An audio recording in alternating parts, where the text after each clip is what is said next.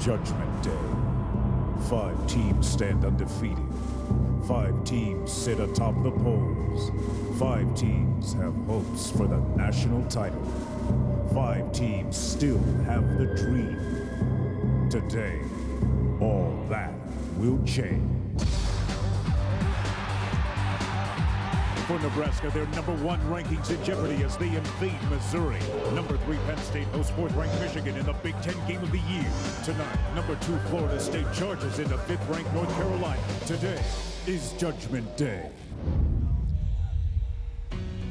Winter gray clouds sagging with rain lie across Mount Nittany and over Happy Valley in the heart of Pennsylvania. They challenged Charles Woodson, and Woodson intercepted him.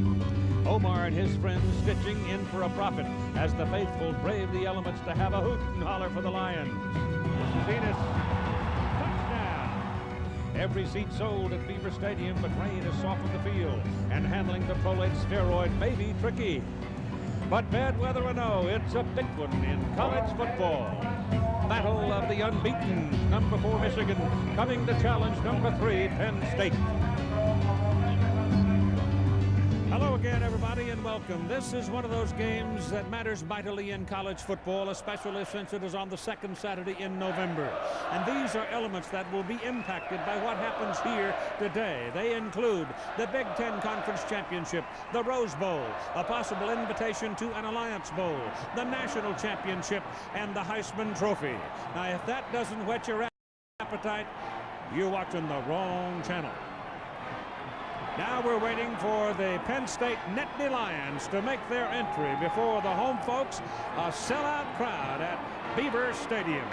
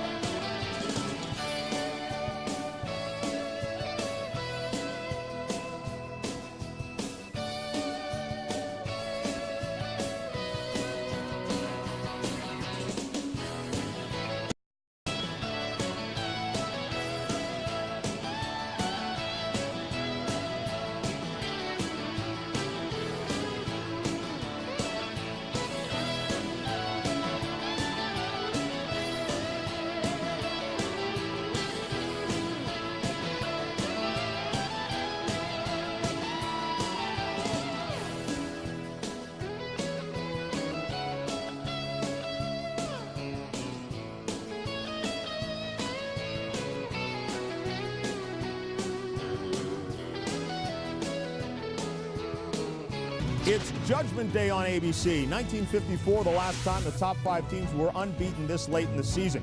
Our Judgment Day poll, we started last week. Over 150,000 votes have been cast. Who's #1? Most people feel, regardless of the Nebraska-Missouri outcome, that the winner of the Michigan-Penn State game should be #1. That number jumps to 70% if Nebraska loses. And don't forget, tonight on ESPN, 7:30 Eastern Time, Florida State against North Carolina, both unbeaten. Todd Blackledge, how do you see things? Well, first of all, in the Big 12, I think Missouri will come out today with great emotion early, but Nebraska, too many horses. The Huskers win easily. Neither Mike McQuarrie nor the Penn State defense has played particularly well the last couple of weeks. I think both parties answered the bell today. Penn State plays their most complete game, wins a close one at home. And tonight in Chapel Hill, North Carolina knocks the king off the mountain in the ACC because the Heels are able to establish a better run-pass balance in a game of two great defenses. When the day's done, here's how I see the top three. Nebraska holds on at number 1, followed by Penn State and North Carolina, who close the gap. We'll keep you up to date all day long. It's Judgment Day. Let's get out to your game.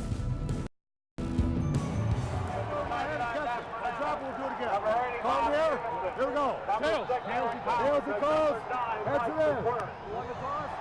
All right, Penn State won the toss. Referee David Whitvote indicating that the Michigan Wolverines will have the ball first. We turn now to Bob Greasy. And Bob, Michigan's offense this season has been a slow starter. Well, they have, but you don't win games in the first quarter. This game will be won in the fourth quarter. Michigan is a ball control team. They want to take the ball, get to the fourth quarter, and beat you then. I expect to see a lot more of Charles Woodson on offense this week. Last week he played 1/3 of the offensive plays. I think this week they're going to need him to play offense to make an impact. What do you think Jerry Sandusky does in the Penn State defense? I think he's going to blitz. I think he's going to try and stop the run with his run blitzes and stop the screen passes. And probably the other side will do the same thing. Well, on the other side, you got Curtis Enos. He is one of the outstanding backs in the country. Now, they played one ranked opponent this year. That was Ohio State. He rushed for 200 yards, but they play Michigan. They're the #1 ranked defense in the country. The thing I'm excited about, I think you're going to see a lot of balls thrown at Charles Woodson today. He hasn't been challenged all year, but today I think he will. So we've got all of the things in place as Lloyd Carr brings his ball club to town with a record of 25-8 as the head coach there in his 3rd year. And, of course, Joe Paterno's been here forever. And he's as close to a living legend as anybody I guess I have ever seen. And he still approaches a game like this with great gusto. So we're ready to play football at Beaver Stadium at State College, Pennsylvania.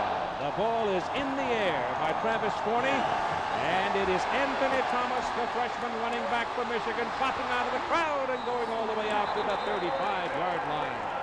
He was a step and a half from breaking something big. The Chili starting lineup now for the Michigan Wolverines offensive front. The left side, Hutchinson and Backus, redshirt freshmen, developing well. This entire group has been very good. The receivers, wideouts have not delivered for Michigan. The tight ends have 22 receptions. The backs, key here's Chris Floyd, prime blocking back, playing with a sore shoulder. Eventually, however, we believe that quarterback Brian Greasy, just like Penn State quarterback Mike McQuarrie, will have to step up and win it in the fourth quarter. Greasy on the roll, steps away from pressure.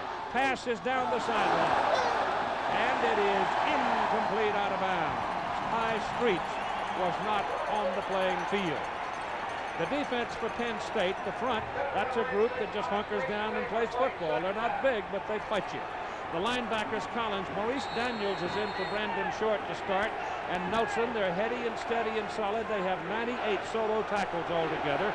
The DBs are not very big. Young David Macklin blocked 2 punts, remember, a year ago against Michigan. Greasy hands the ball inside, and a good effort by Chris Howard, number 8. He is a 216-pounder from River Ridge, Louisiana, and he picks up a first down on his first carry. Now we check in with our colleague Lynn Swan. Well, Keith, the weather here is going to play an important factor, but the ground crew here has done a phenomenal job of making sure this field is in great shape. It's rained every day except for Wednesday and Thursday, and that's important because Thursday they cut the grass, which means they won't have that slick surface. But you really have to plant to make sure you don't slip because we have constant rain, Keith. Still drizzling away as we come to the ball game. The temperature's in the 40s, and here's a play over the left side again for Chris Howard. And Howard's going to pick up 8 yards on that carry before David Macklin, the cornerback, can come up and get him. So the first 2 running plays for Michigan look pretty strong, Bob. And these are plays that Penn State have been working on all week. Michigan doesn't run a lot of plays, Keith. They run several plays, 3 or 4 or 5 different plays from a lot of different formations. That bodes well for Michigan if they get their running game going early. Anthony Thomas now steps in. Clarence Williams is not here. He did not make the trip. He has a hamstring pull, and it's Thomas with the ball. Thomas finds room over the left side, and he's in there for another Michigan first down as he reaches the Penn State 41-yard line. Chino Prater on the tackle. Thomas is a big guy. He's 6'2", 228.29 pounds from Winfield, Louisiana. Just a freshman. Put it right at the 42 on the Penn State side of the field. First down for the Wolverines. Greasy back. His pass is pitched to the outside, and falling down is Anthony Thomas, and he had daylight. He had green grass in front of him, but he tripped and fell. Penn State defensively, Keith, they're not real big. Here's a look at total defense in the nation. They're 59th, and they're 45th against the run. They are smart, they are intelligent, they have a lot of character, and they play hard, they hustle everywhere, but they are not a dominant defense. Sandusky telling us that yesterday. And here's Charles Woodson into the ball game for the first time on offense. He is at the top of the picture in the slot. One of two wideouts up there. Woodson, the celebrated defender. The ball is slapped down at the line of scrimmage. Greasy was trying to throw the ball to him. Woodson immediately drew double coverage, and standing right in front of him and the ball was Jim Nelson. So it's obvious that if he's in the short zone, one of those outside backers is going to be in his face. And if you're keeping track, that's one offensive play for Woodson, and one time they tried to go to him. I'm sure that Jerry will keep that in his mind. So it is third down and 16, and Woodson now is going to be at the bottom of your picture, out of the shotgun. Greasy gets away from the pressure, gets his pass away. It's too high, and it's incomplete. Intended for Woodson. There is a penalty flag. The penalty flag is thrown where Greasy was taken down by Brandon Short, who has come into the ball game. David Whitboat is the referee. Roughing the passer against Penn State. So that is a fortuitous call for the Michigan Wolverines. Joe was complaining yesterday when we had lunch with him about the silly penalties, and this is certainly one. This would have forced a punt. There is no question that that is a foul. I'm sure that every defensive team, Keith, wants to come out and get to the quarterback, intimidate him, hit him, knock him down. Right. I'm sure that was in both locker rooms before they came out. That was just a little bit late. Brandon Short, who had been injured and has come back, he did not play last week. In fact, I don't think he even made the trip over to Northwestern, and he might be just a tad rusty. Yeah. He did practice this week, but as Bob said, it's an effort to get in and get to that quarterback early on. It's important. So the penalty makes it a first down at the 32-yard line. Opening possession of the ball game. No score. Shaw is the man in motion. It's Howard, and Howard is hit behind the line of scrimmage. This time it's Brandon Short, and he got his man, and he rejoices in a penalty-free moment.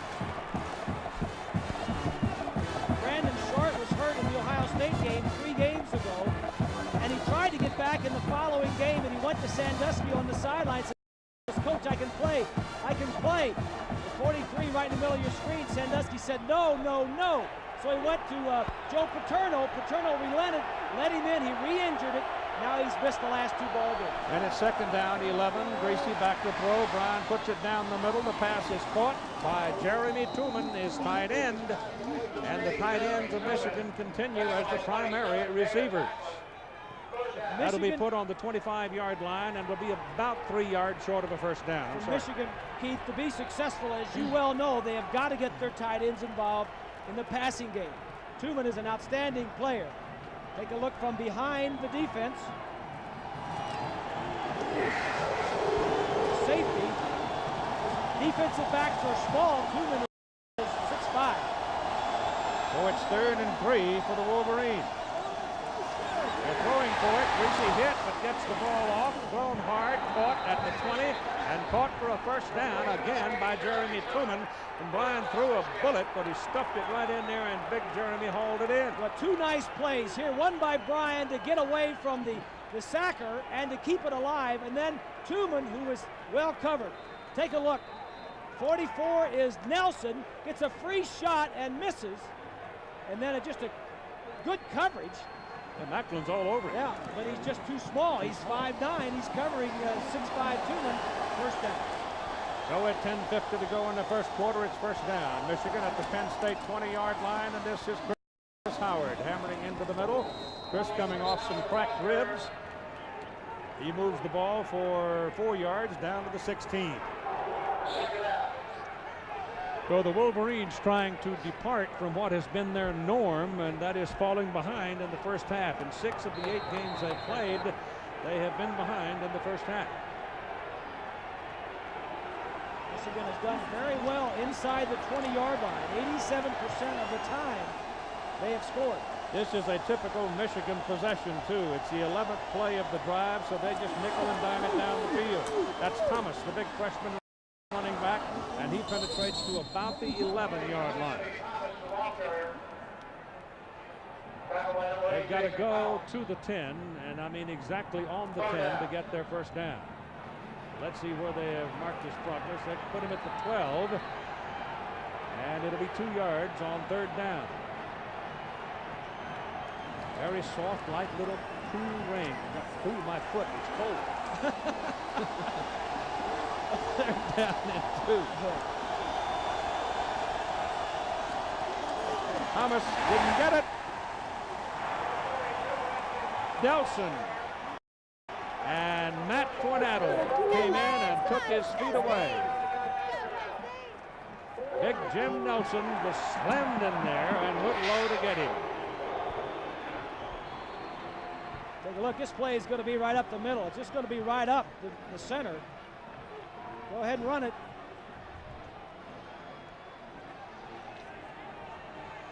Craig Baker is in for a field goal try. Baker, who is 12 out of 16, and this will be a 29-yarder. Ryan Greasy will hold it and put it down just inside the 20. The kick is up, and the kick is good. So at 8 minutes and 52 seconds, Penn State survives the touchdown, but yields the field goal, and the Wolverines take the lead.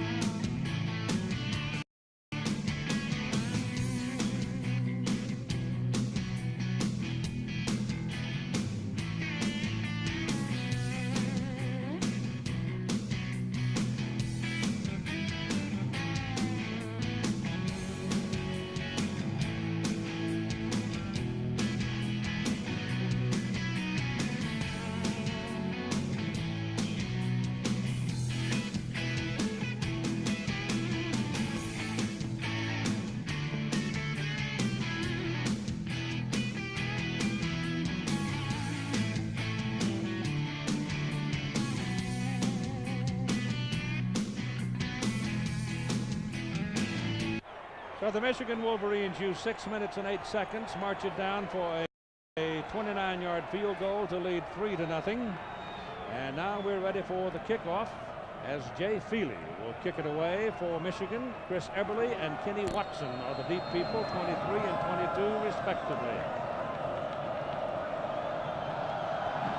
Dark gray afternoon. Good sailing kick. Eberly takes it at the 1. And back across the 20 to about the 24-25-yard line.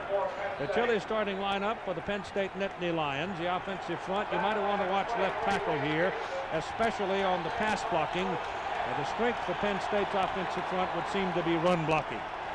The receivers, the tight ends, may be the most obvious today. They're good ones. They've had 2 catches in the last 2 games for Juravicius, the big wideout. In the backfield, everybody knows about Curtis Enos, but this one eventually we think will hang with quarterback Mike McQuarrie, and he will have to make some good decisions, and it may be in the fourth quarter.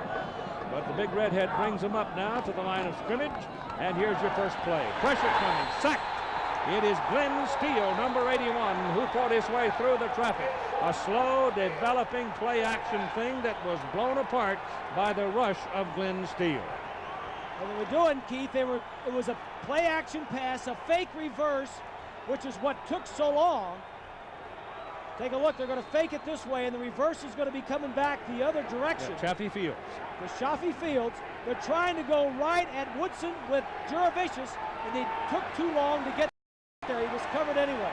So it is 2nd down and 20 on the play. And they go to the I formation. That's the 5th sack of the season for Glenn Steele, who has really been playing well. This ball is handed off, going to the left side and out to about the 20-yard line for Curtis Enos. The Michigan defense lines up this way. It's one of the best in the country, 5th in the nation against the rush. Steele, Rennis, and Williams really going at it now. The linebacker, sophomore Deanna Jones, has come like a rocket. Number 56, James Hall, could be a tormentor today for McQuarrie. The defensive secondary as good as any in the country. There are 15 interceptions among the 9 players who have played back there. So it's 3rd down and 16 now for Penn State as the Lions start in a bit of a hole. Scioli, number 5, tied in with the man in motion. And McQuarrie looking to pass. Pressure coming. Got him again. This time it is Joaquin Frizzell. And the Nittany Lions now will have to punt from deep in their own territory, and Michigan, if they handle the ball, should get good field position. We've got 2 of the classic uniforms in college football, and if you're wearing the one with the winged helmet on it, you're starting out pretty good. The offense moved it down for 3 points, and the defense, 2 plays, 2 sacks out of the 3 plays total. Pat Pigeon doing the punting, gets a good one away. It's a beauty, a high hanger coming down out of the clouds. The reception made by Charles Woodson. Woodson covered well, and Michigan comes out of it with the football at their own 45-yard line, a 47-yard punt.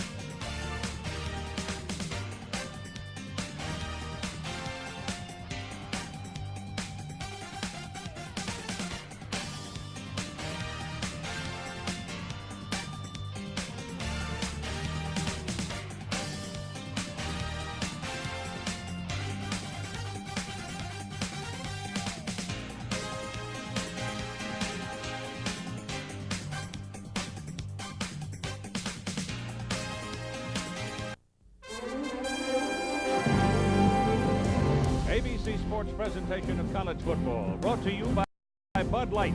If you want great taste that won't fill you up and never let you down, make it a Bud Light. Ford and your Ford dealer. Have you driven a Ford lately? By Dr. Pepper and your local Dr. Pepper bottler. Dr. Pepper, this is the taste. And by Microsoft.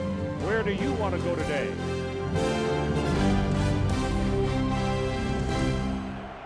Sellout house, Beaver Stadium. Michigan leading 3-0. Second possession starting at their own 45-yard line. Chris Howard, the deep back. Play action. Greasy throws. Man wide open. Pass caught by Jeremy Truman, the tight end. And it'll go over to the Penn State side of the field at about the 37-yard line. Let's spend a moment with John Saunders. Keith, time for the Burger King update. Nebraska against Missouri. Corby Jones. You got to love this guy at quarterback running the option. This time back to pass. Runs out of a tackle, takes off 18 yards, almost gets it into the end zone, but close enough to set up Brock Olivo. Missouri on top of Nebraska. It's early. Keith, back to you. Thank you, John. Larry Smith, great season. First down, Wolverines. Ball handed to Chris Howard again. Slants over the right side, picks up a couple of 3 yards on that carry, and we're at 6:15 to go in the first quarter. Michigan certainly has the upper hand here. I thought that first down pass call by Mike DeBoard was a big one. The Lions were blitzing. That is one of the staples. What's one of the plays that Michigan runs all the time? It's the counter, the bootleg, the tight end coming across, and that's what got this drive going on first down. Truman has caught 3 passes, 31 yards. Chris Howard, 5 carries, 24 yards. Greasy back to throw it. Looking around, takes off. Had a hole over the right side. Got away from one. Gets his first down as he's knocked out of bounds at about the 45-yard line by David Macklin. This kid's a quarterback, not a fullback. First down, Michigan. But everybody was covered. Good read by Brian. He looks downfield, and he just takes off. Yeah, there ain't no speed genes in that family that I've seen. Oh, just be nice.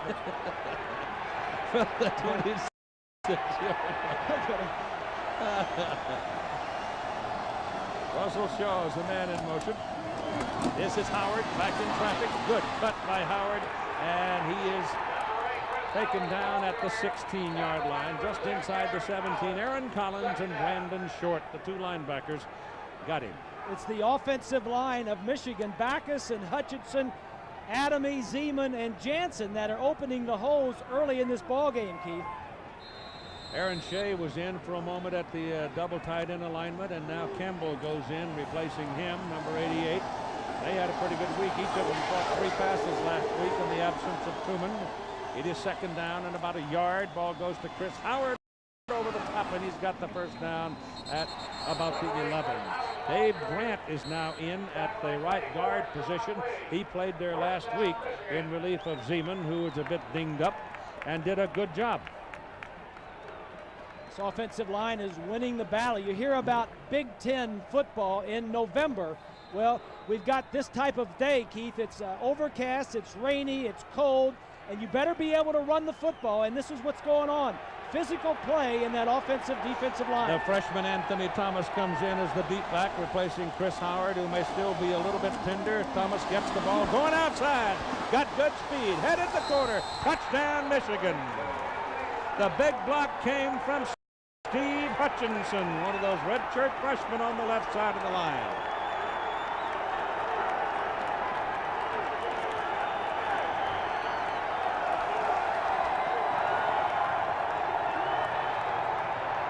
So the offensive line of Michigan, so far, the big story of this ball game. No question about it, Keith. The offensive line taking it to him, and the play calling of Mike DeBoard, mixing it up on first down.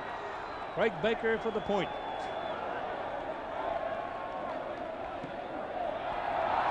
It's good.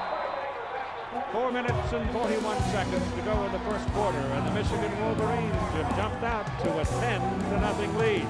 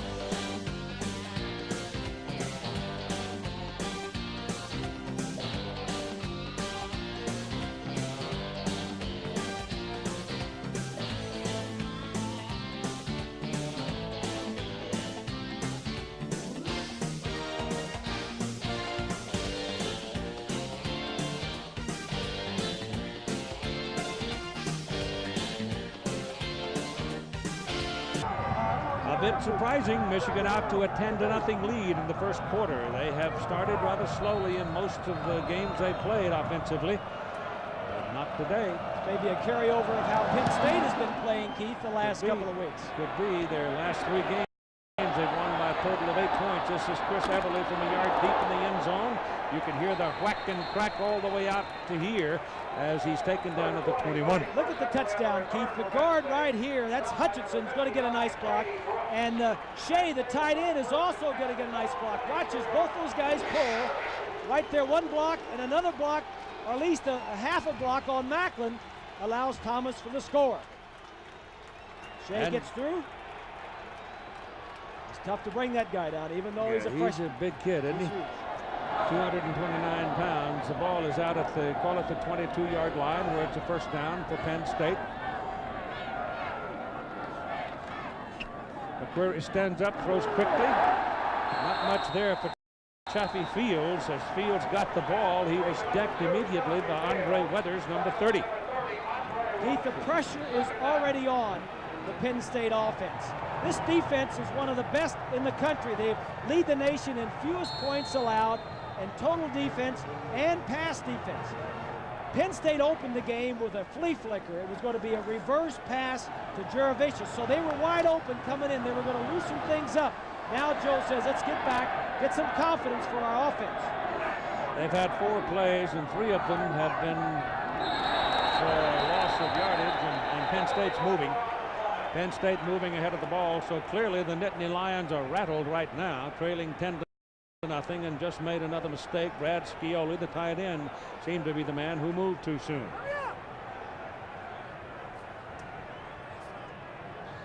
So the false start flags them.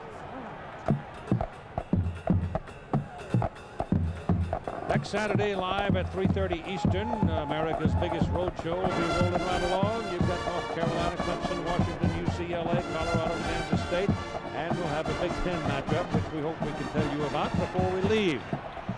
So check your local listing. Is the band playing America's biggest road show? Yes, they are, and we appreciate the Big Blue Band helping us out with some music. And this is Curtis Enos with his first big run of the day. The big guy from Ohio, pounding along. Gets it out across the 25-yard line.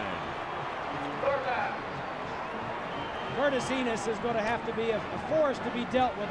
Blick, number 78, the big offensive tackle, is going to get out in front of him. But Enos is big and powerful, but yet he's shifty. Right there, the defensive back, I believe it was Hendricks, came up and didn't make the tackle. Just powerful legs. You can't arm tackle this guy, boy. You got to wrap him. He is a powerful man. McQuarrie back. Has some time now, looking around, can't find. Takes off. He runs better than you might think. But he pays a bit of a price there as he is slammed to the ground at the 30-yard line by Ian Gold. That just shakes me when I see those quarterbacks downfield lowering their head. Mike, get down, get as much as you can, and then get down.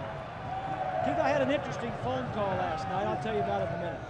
Well, Mike's 222 pounds, so he's not a gimme at 6'4". Has to do with Mike McQuarrie. Pat Pigeon is in for his second punt. First one was a dandy, 47 yards, 2:20 to go first quarter.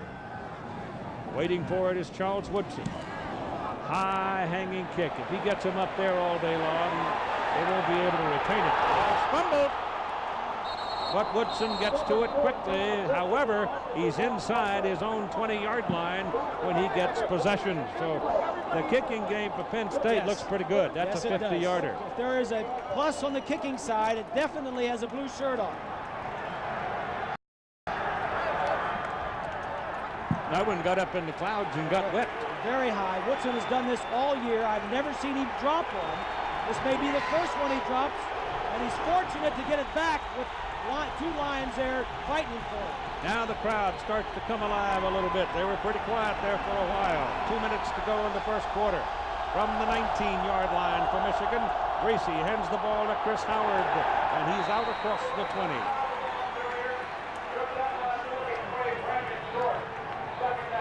Keith, what you're going to see now is, I think, Sandusky's defense become a little bit more aggressive. They're going to do run blitzes to stop that running game and play more man-to-man coverage and force Michigan to throw to their wide receivers, which they haven't done in the last few games. Well, the receivers have not been productive.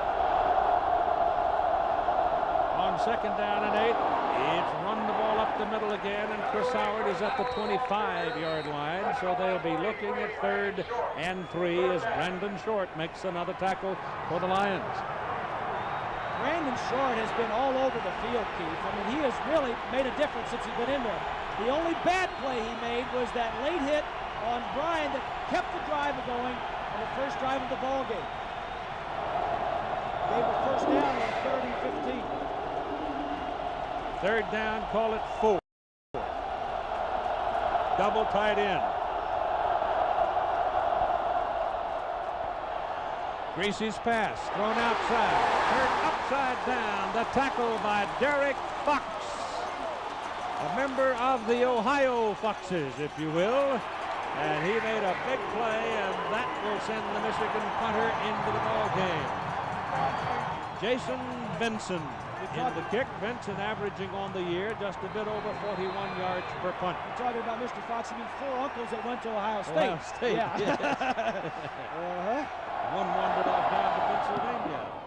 Benson gets it out. It's a pretty good kick, but the Lions are going to have their best field position of the game. However, it should have been caught by Chris Eberle. He gave up about 15 yards and letting the ball roll down the field. Tonight on ABC, all new episodes of C16 starring Eric Roberts, Steve Botzko's Total Security, and Dylan McDermott with Laura Flynn Boyle in The Practice. A brand new drama tonight, prime time on ABC.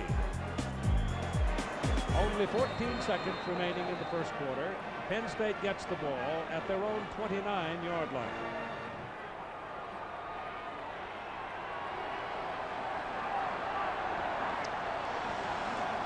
One big run so far by Curtis Enos in the game. McQuarrie back. Thereafter, his pass is away. The pass is incomplete. Sam Sword, number 92, defending on Concho Brown, the tight end. Sword has the tight end on coverage. The middle linebacker. That's just a nice play. First down passing again. Franny Ganner, the offensive coordinator, trying to get something going against this Michigan defense. 8 seconds. This should be the last play of the quarter. Second down and 10. Brown moves over. 5-man front for the Wolverine defense on this play. McQuarrie gets his pass off and is completed to Bob Stevenson. And Stevenson dealt it out of bounds with a first down. He is in at fullback, number 80. He's a tight end who moved over. Remember, they are without their first 2 fullbacks, Jason Sloan and Aaron Harris. And they may be without Stevenson. It's Taylor and Stevenson on the sideline, and I haven't seen either one of them move yet. Watch this collision. Wow. Woo. That's powerful. That is Penn State's first down, and they may have paid a big price. You got a timeout for the injured player. We played a quarter. Michigan leads it 10-0.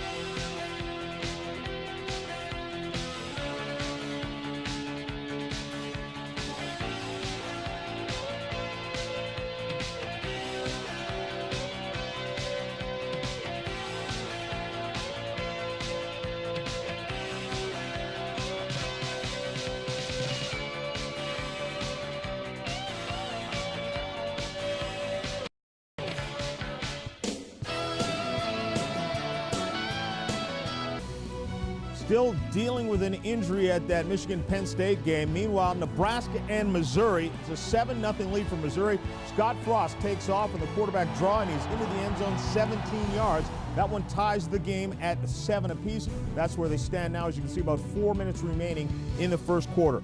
Elsewhere, Wisconsin holds on for the win against Iowa. 8-2 now Wisconsin is. 13-10 is the final there. As Eddie Faulkner, replacing Ron Dane, had 119 yards rushing and a touchdown. Right now, let's take it back to Keith Jackson. All right, John, thanks very much. Adrian Taylor and Bob Stevenson both are up and walking off, but they knocked each other out on that collision. There's no question about it. I mean, it was a horrendous lick. It's a big-time game, Keith, big-time programs, and that was a big-time hit. But it's first down for Penn State now as they cross to the 48-yard line. For the first time, they moved up close to midfield, and this mistake by Rob Rennis in the center of the Michigan defense is going to put Penn State over on the Michigan side of the field for the first time as we start play in the second quarter. But Adrian Taylor and Bob Stevenson are both up and about and are on their respective sidelines. There's Taylor. He was the defensive back that, here it is here. Taylor coming from the right side. It's not a cheap shot. It's not helmet to helmet. It's his shoulder into his other shoulder, and it was just Stevenson was out, and so was Taylor. So it's 1st and 5 now for Penn State as Curtis Enos slams over the right side and is close to a first down before Jones and Sword bring him down. Well, Keith, Bob Stevenson came over to the bench. They had to help him to the bench. They were standing around him, a lot of medical staff, and they were all laughing. Apparently, he was talking, saying a couple of funny things. His dad came out of the stands, is just now walking back up in the stands, so he seems to be assured his son is okay. He's standing up, he's walking around talking to people. Their trainers do not give us information, so we can't tell you specifically what his injury was, Keith. Got his bell rung. Yeah, he just looked like he got his bell rung. Maybe he even got knocked out. Yep, looked like he was knocked out. This is a try for the first down by the fullback Anthony Cleary, a 251-pounder, and Anthony's got the first down for the Nittany Lions. That will be their second of the ball game. And Cleary can't afford to get hurt, Keith, because with Stevenson going down, they've already lost 2 other fullbacks this year, Aaron Harris and Jason Slode. So he is the 4th of 4 fullbacks that started out at that position this year, and he is one heck of a blocker. 41-yard line of Michigan now, and a first down for the Nittany Lions with Enos the deep man. And Enos has the ball in the traffic. Hit and taken down by number 93, Sam Sword. So as Curtis tried to pull his spin into the middle, Sword was waiting for him. Here's a look at the first quarter numbers. It was all Michigan. 8 first downs to only 1 for Penn State, 21-8 in the number of plays, and time of possession, Michigan is second in the Big Ten in that category. That's the way they play offense. It's called a 2-yard loss on the play. Make it 2nd down and 12 as the ball comes back to the 43-yard line.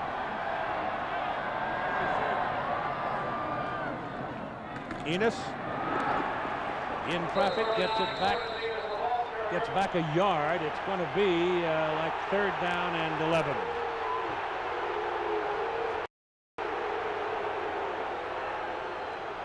I mentioned I got a call at the hotel last night. It was from a Penn State fan, but he was not irate. It was John McQuarrie, who was Mike McQuarrie's father, and he said, I read the article in the paper about you and your son, and he says, I'm very happy. I know how it feels to be at a ball game with your son. I'm glad that you're here. And he says, I'm going to be sitting down in the stands, and maybe, even though it might be cold and wet, I think I'm going to enjoy the game a little easier than you might up there in that booth calling the game. McQuarrie back to throw it, slips a little bit, now gets the pass away. Look out for this one. It's at Woodson. Juravicius going down under it is begging for a little help here, but he doesn't get it, and the pass is incomplete. Well, we told you that this matchup would be there. Juravicius on Woodson. Last year, Juravicius did some damage against Michigan. Here it is, one-on-one. You can jam him before the ball's in the air. Juravicius is 6'5" and can jump. The punt is away. Third punt for Pigeon. He's trying to hang it and kill it deep, but knocks it into the end zone. It'll come out to the 20. That time against Woodson, he was not able to shield Woodson with that big body. Still, he almost came down with it, but he's got that big body. He does a great job of shielding the other guy away.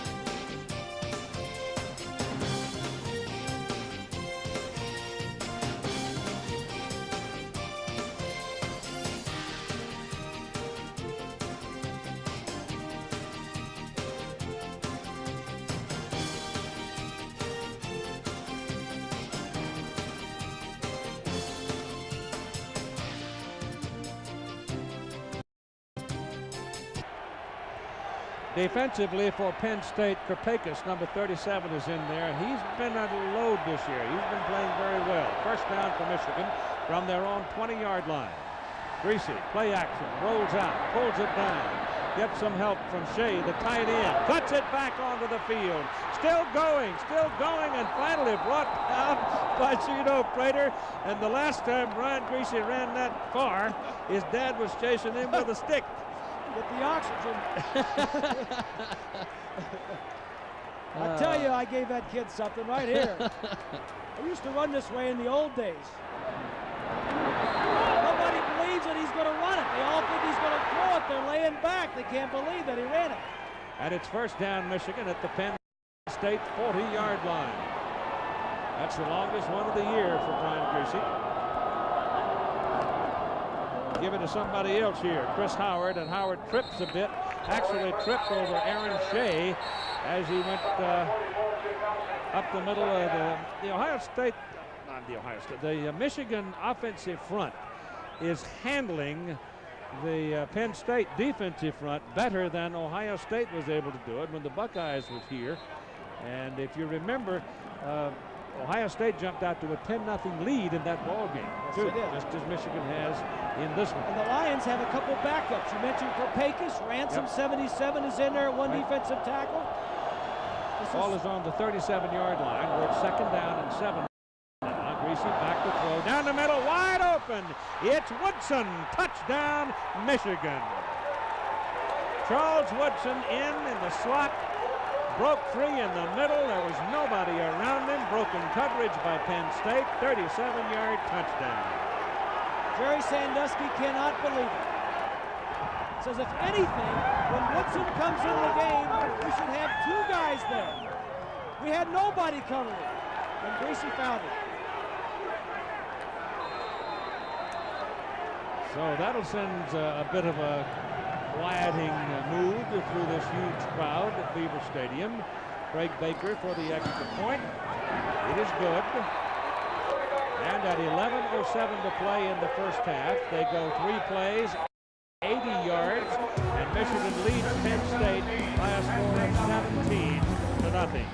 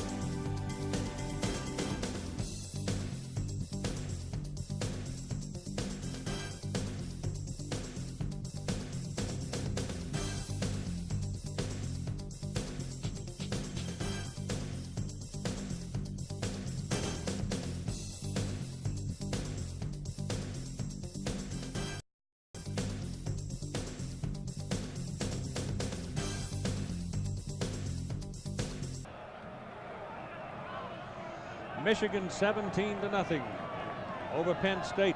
Startling? Yes. Jay Feely will kick it off. Eberle waiting with Kenny Watson for Penn State to receive it.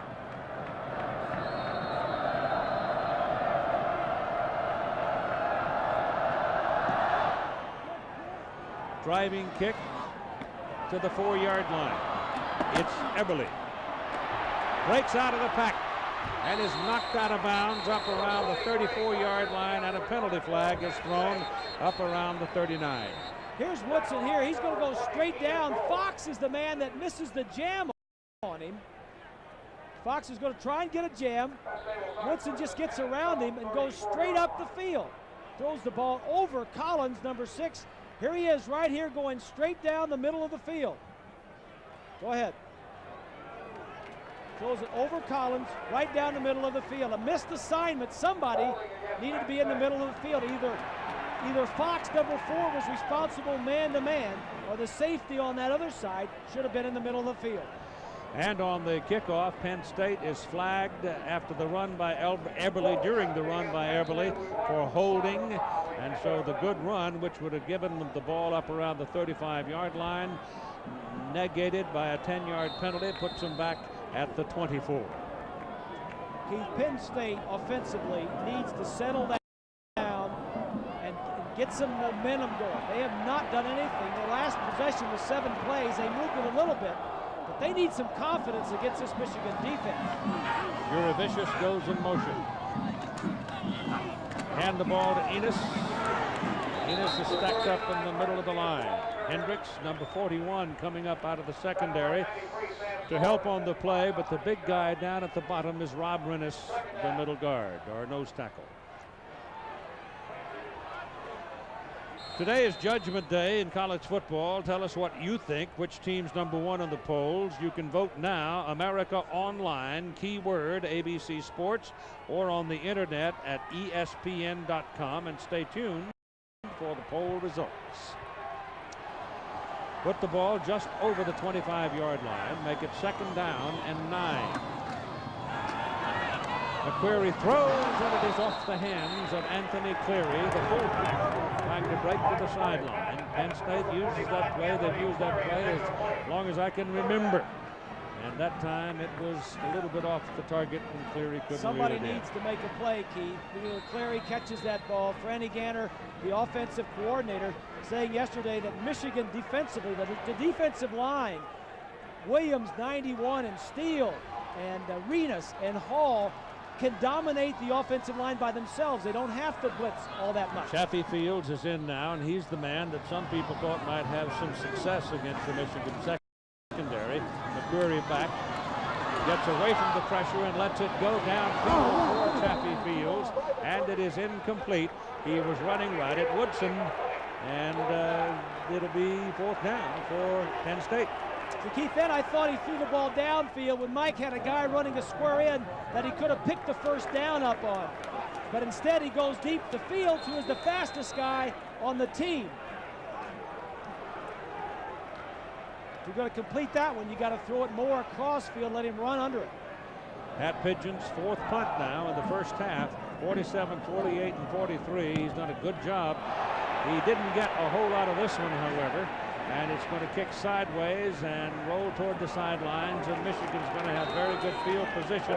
1st down at about their own 43, only a 32-yard kick. Keith, I want to finish up on the story about the collision between Anderson and Taylor. Dadrian Taylor, number 28, was taken off the field to have x-rays done. Now, he was fine. The doctors and the trainers indicated that they felt he was okay. Matter of fact, he saw the Woodson touchdown, and he was cheering for him as he went out the tunnel. But they're taking him over as a precautionary measure. So if he's got families watching him, he's okay. They're just taking every precaution, and he's getting x-rays, Keith. Thank you, Swanee. Good to know. I'm sure Mom feels a lot better about it. On the 43, 1st down for the Wolverines. Here coming around, it's Woodson on a reverse, but now there's a lot of blue shirts after him, and they're going to get him. So the reverse that Woodson ran a week ago alerted Penn State, and they were having none of it here. Well, more than that, I mean, Woodson was lined up into the short side of the field. They try a reverse back to the wide side. Jerry Sandusky, the defensive coordinator, says if you let that guy run 2 big plays back-to-back on us, I'm going to kill you. You can be sure that every defensive guy on the sideline was hollering for Woodson. And don't you doubt for a minute that fella, that mild-looking gentleman right there, he can light your fire. He's fire. He really is. This is Howard, and Chris Howard getting some help downfield. And it's Brandon Short who reached out and got him and saved a touchdown.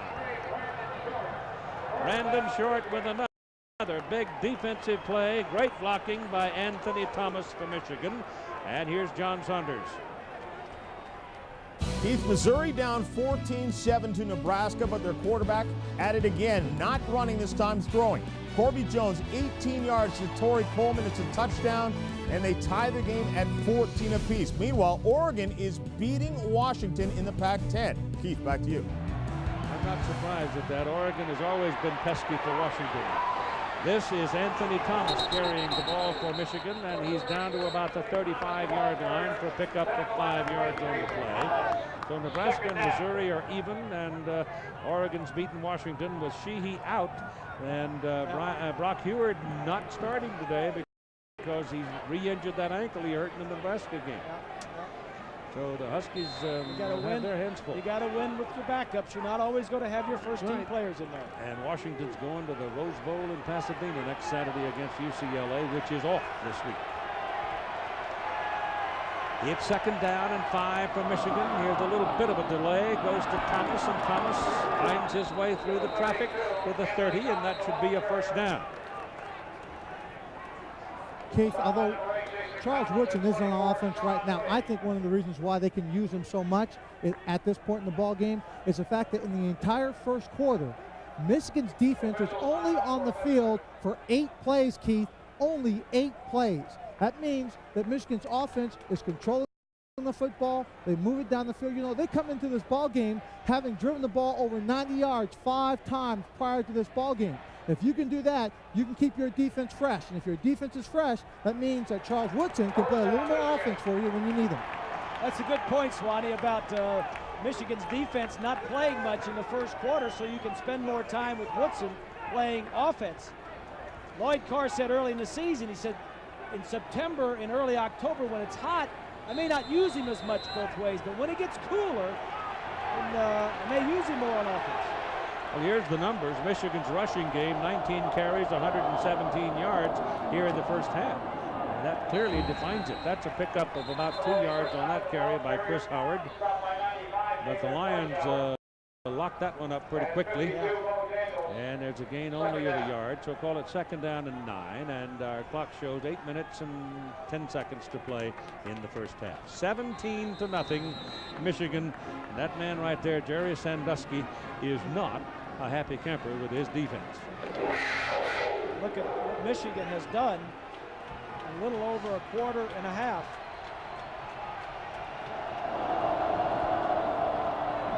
Rishi back throws, and it is caught. And it is good to about the 20 to Russell Shaw. So one of the infrequent moments of success with a wide receiver. And Shaw's short of his first down, but not by much.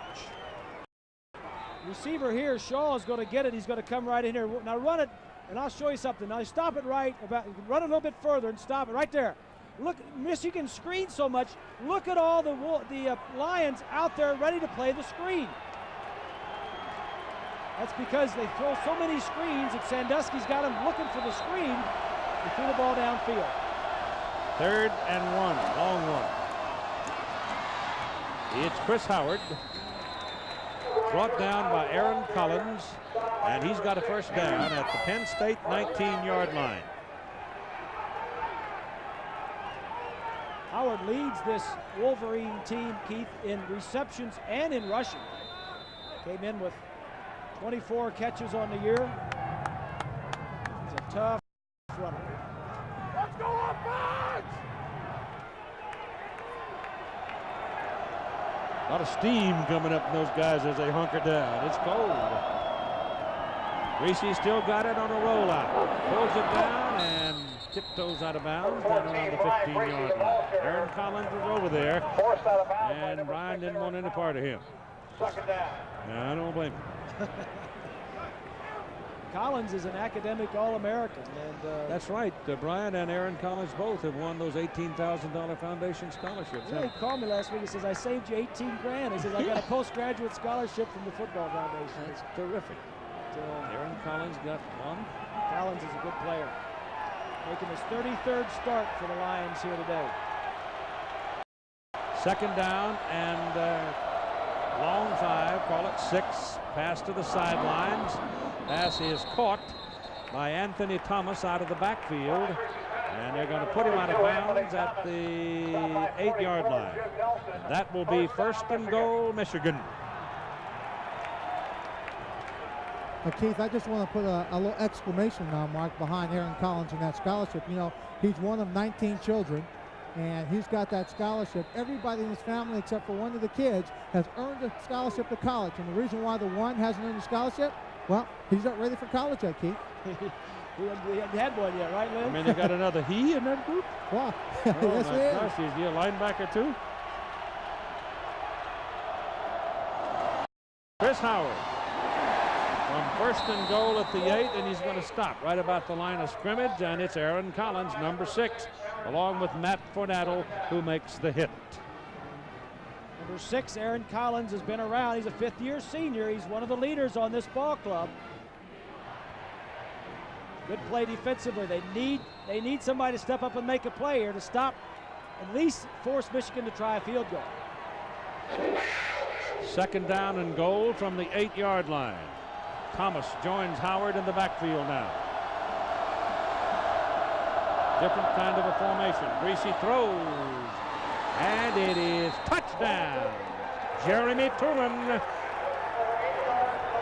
So the big tight end reels it in at the goal line and tumbles down in hallelujah land.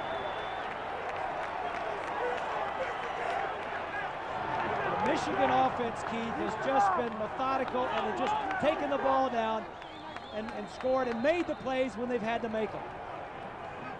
Joe Shuck, his coach, he's steaming.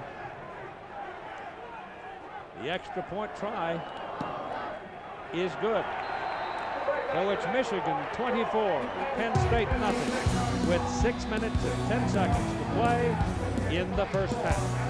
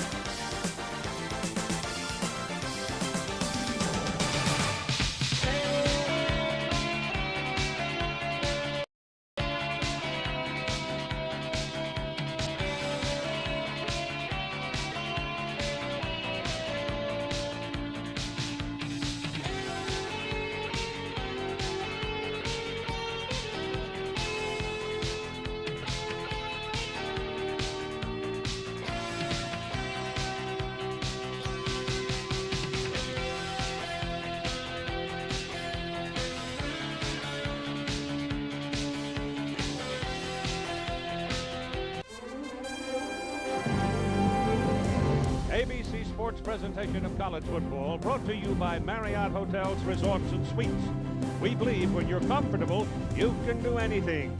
By Chevrolet Trucks, the most dependable, longest-lasting trucks on the road. By Velo from Philip Magnavox, the power of a computer in the palm of your hand. and Philly's Grill and Bar, home of the Big Mouth Burgers.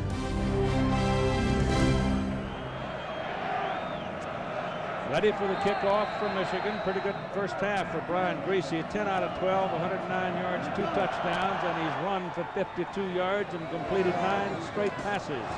Kick is short, 9-yard line. Chris Eberle coming up the middle of the field to the 26-yard line. Let's go back to the touchdown. Penn State was in a blitz. These two linebackers are going to come. 2 minutes here, he's going to come. He's matched up on a small defensive back. That's Macklin. Macklin is 5'9". Watch Tubin get into the end zone. Now he just shields him. He's covered, but he's 6'5" against the defensive back who's 5'9". Greasy sees it. The offensive line gives him time to throw. And it's another good drive for the Wolverines. And a severe case of shock right now grips the stadium. Here's Jurevicius getting loose in the short zone out around the 32-yard line, making the catch and move the football. So here is McQuarrie, who his own offensive coordinator said got a little deep happy early in the season and started to spread it around last week. And this is the kind of thing that he's going to have to work with now. Exactly. This is what they need to do to build the confidence of McQuarrie and the rest of the offense.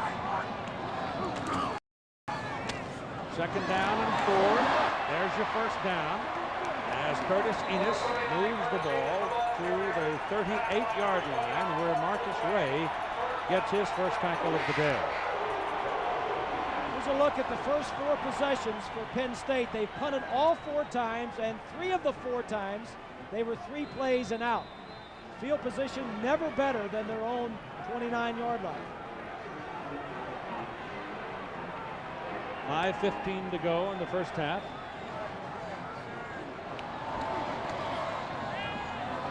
McQuarrie sacked. Number 55, Deonte Jones, coming right up the middle, slipped the block and actually was shielded from McQuarrie's vision somewhat by his protector until it was too late to do anything about it. Here's Deonte Jones right here. The defensive line is going to be twisting and gaming up front to mix up the assignments. That Steele Williams 91 crosses and he comes around. It just mixes them up a little bit. Jim Herman, the defensive coordinator on the sideline, doing a great job. Lloyd Carr said he's going to be one of the best defensive coordinators ever at Michigan. James Hall is another Michigan man. There's contact along the line of scrimmage. Let's see if the Wolverines trying to anticipate on McQuarrie's cadence or if somebody moved. Steele and Williams were the 2 men who made the contact for the Wolverines. Offsides against Michigan, so that's 5 yards of that 20, and it'll be 2nd down and 15. Tomorrow at 1 Eastern, noon Central, and 3 Pacific, the Thrifty Car Rental Skate America. America's Olympic hopefuls, including the '97 world champion Tara Lipinski, will be featured. That's tomorrow here on ABC. McQuarrie trying to set up a screen for Enos, and Curtis did not catch the ball. So it's just been a miserable first half for the Nittany Lions. What Mike needs to do, McQuarrie, is just get some things going. And Joe knows it. He's a quarterback, an old quarterback from Brown University. Just make some first downs. Try and get some points on the scoreboard. Here's a look at McQuarrie. He's been knocked down, he's been hit, he's been sacked. And that's what Michigan wanted to do, get in McQuarrie's face. 3rd and 15 from the 35. McQuarrie got away from 1 behind the line of scrimmage, gets away from Jones, and now gets rid of the ball, and it is incomplete. Almost caught by Scioli downfield, tight end. Joe Nastasi was right behind him. Joe took a shot at it, and neither could get it. And so they'll have to punt again.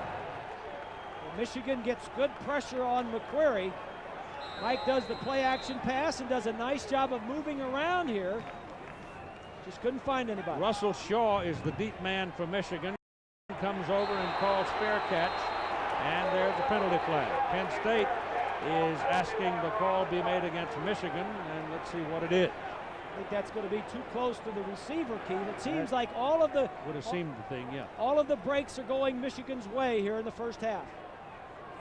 Yep, it's against Penn State. Askari Adams came over and said something about being pushed in the back. And that's what Joe was saying. He pushed him into it. But the man wearing the striped shirt didn't see it that way.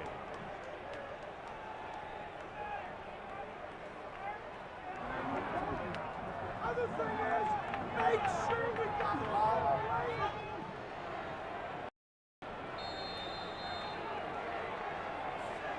All right, Michigan ball out on the 32-yard line. Here's Floyd. Chris Floyd coming out of the backfield for the first time. He brought a very sore shoulder to practice this week and didn't get a lot of work. Gets his first carry in this ball game and made something out of it. Got about 9 yards. You're right, Keith. He's a fullback. He doesn't carry the ball much. He catches it a little bit, but Brian Greasy calls him the most valuable player on offense for the things that he does, blocking for those backs, protecting the quarterback and knowing who to pick up, and then catching some passes out of the backfield.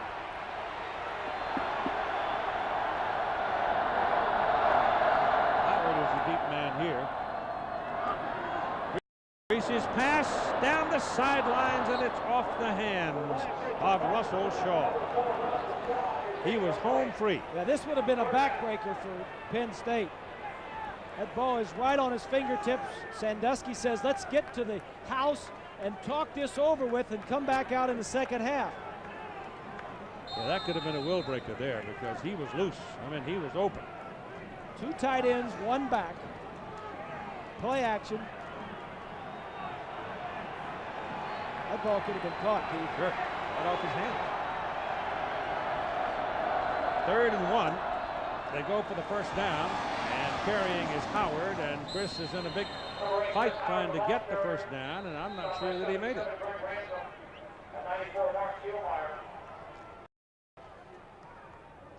Ball is put down right on the 38, and that's close enough for the change. Now, if that marker across the field is in the proper position, he's going to be the length of the football at least short of the first down.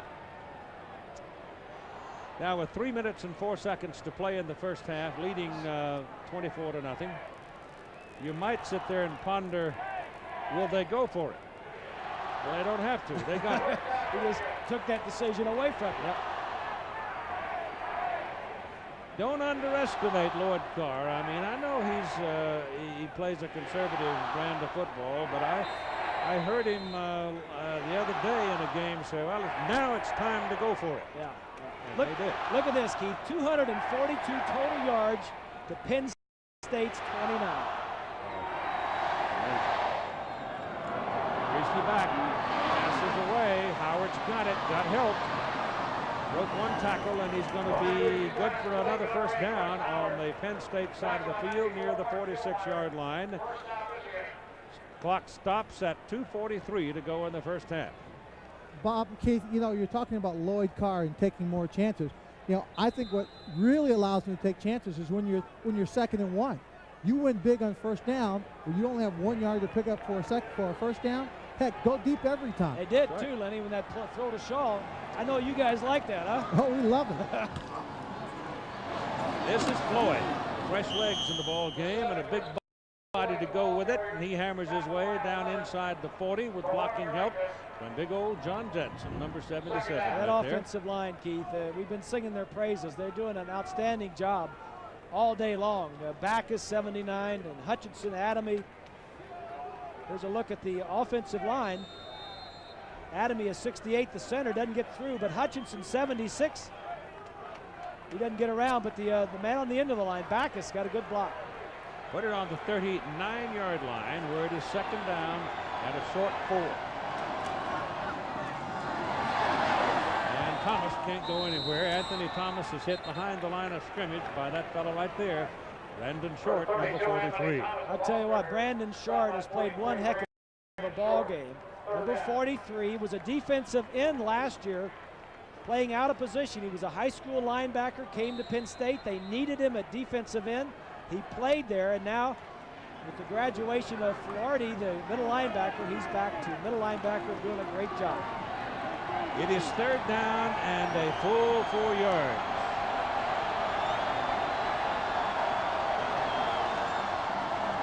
Gracie slipped as he started to pass, trying to set his feet, slipped out from under him, and Michigan will have to punt. The attendance today, 97,498. That is a new record and the 3rd time it's been broken this season. 97,498. You don't think they don't like their college football in Pennsylvania? And it's been a quiet crowd too, Keith. Joe said he hoped that the crowd could get into it, but they've been very quiet here this afternoon.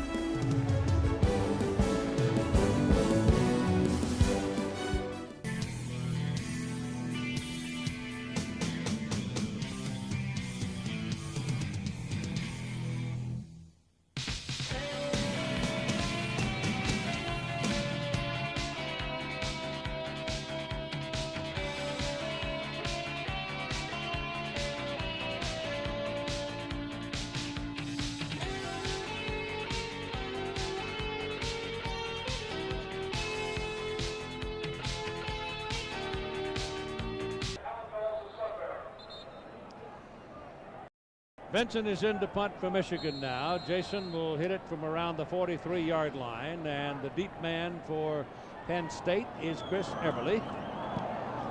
High, very high. That's a good kick. Forces the fair catch down around the 15-yard line. This week's Marriott Moment features the work of another great Michigan defense. 1993, they welcomed Penn State to the Big Ten with an old-fashioned goal line stand into the 3rd quarter. 1st and goal at the Michigan 1. 2 sneaks by Collins. 2 slams by Carter. Nothing. And the Wolverines hold on for a 21-13 win in the first meeting between these two fabled universities. Penn State to the attack now. McQuarrie getting some pressure. Gets the pass away just before he's decked by Josh Williams down around the goal line. Williams, number 91, a sophomore from Houston, Texas. Keith, I think that the story of the first half is the offensive and defensive line for Michigan. They are controlling the line of scrimmage. Williams and Steele and Renus and Hall on that defensive line and that offensive front for Michigan. A day for my troops, the Big Uglies. The Big Uglies, Hoss. You got it. Juravicius has 1 catch for 7 yards, 27 yards rushing for Enos. Curtis with the ball. Enos, those powerful legs pumping. Is out to the 23. Picking up 8 yards on the carry. Tommy Hendricks. Marcus Ray on the tackle. Inside trying for the first down and didn't get it. They don't get it. They gave it to Anthony Cleary, the big fullback, 251-pounder, and he's going to be a half a yard short of his first down. I don't know about that call, Keith. But giving the ball to Cleary, he's your blocker. I know it's you can't give it to Enos all the time, but I'd take my chances giving it to Enos with Cleary behind him. Cleary in front of him, excuse me. It's 4th and 1. It's a short one, but it's 4th down.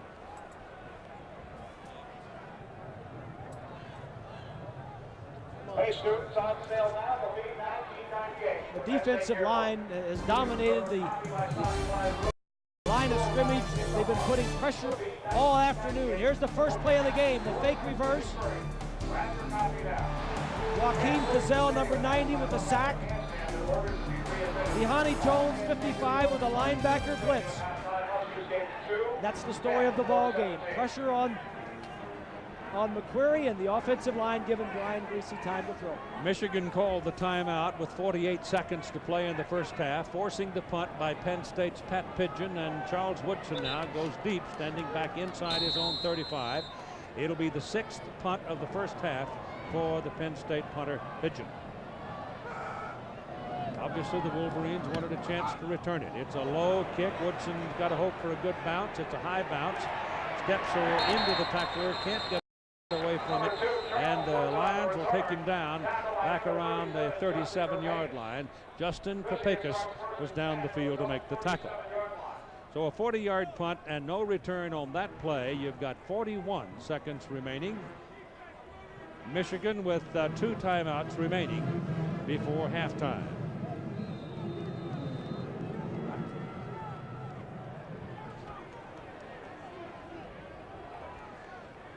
Valvoline halftime 97 with John Saunders and Todd Blackledge coming up in about a minute or so. 37-yard line, first down.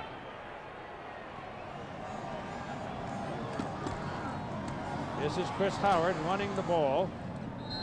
I'm sure what both sides, Keith, want to do here is just get to the house, talk this thing over. For Michigan, the word is, hey, we got another half to play. We might be up. Let's go out and win the second half. And for Joe Paterno in Penn State, he's going to tell him, hey, we can come back and win this game. The defense has got to shut them out. The offense come out and make some plays. So we'll have, we're not going to mess with it. We're going to let it run out. Well, that's what we're going to be at halftime. Rather shocking score of Michigan 24 and Penn State nothing. And so off they go to the clubhouse to consider their circumstances in Happy Valley. Now John Saunders. All right, Keith, and coming up on Valvoline at halftime 97, a wild one there. And Missouri also in a battle against #1 Nebraska. Nebraska's got their hands full with a group of testy Tigers. Right now only a 4-point lead as they head to halftime. All right, stick around. All the day's scores and highlights. It's all coming up on Valvoline halftime 97.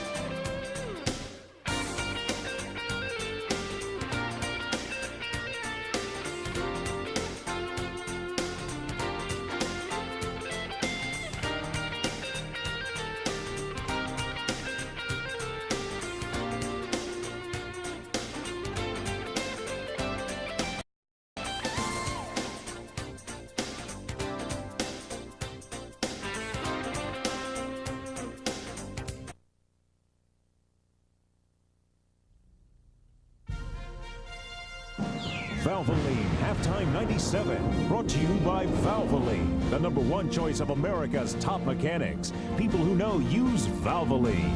From our New York studios, John Saunders and Todd Blackledge. Welcome, everyone. It's Judgment Day, and so far the judge has thrown Penn State in jail as they're getting trounced right now by Michigan. 24-0 the score there. Number 1 Nebraska also in a battle against Missouri. Scott Frost here, 17 yards. He takes off for the touchdown and ties the game at 7 apiece. But Corby Jones has been just as good. Corby Jones is having a great season. Here you see him throwing the touchdown pass. He's the leader of the Missouri offense. I knew Missouri would come out in this game and play well early.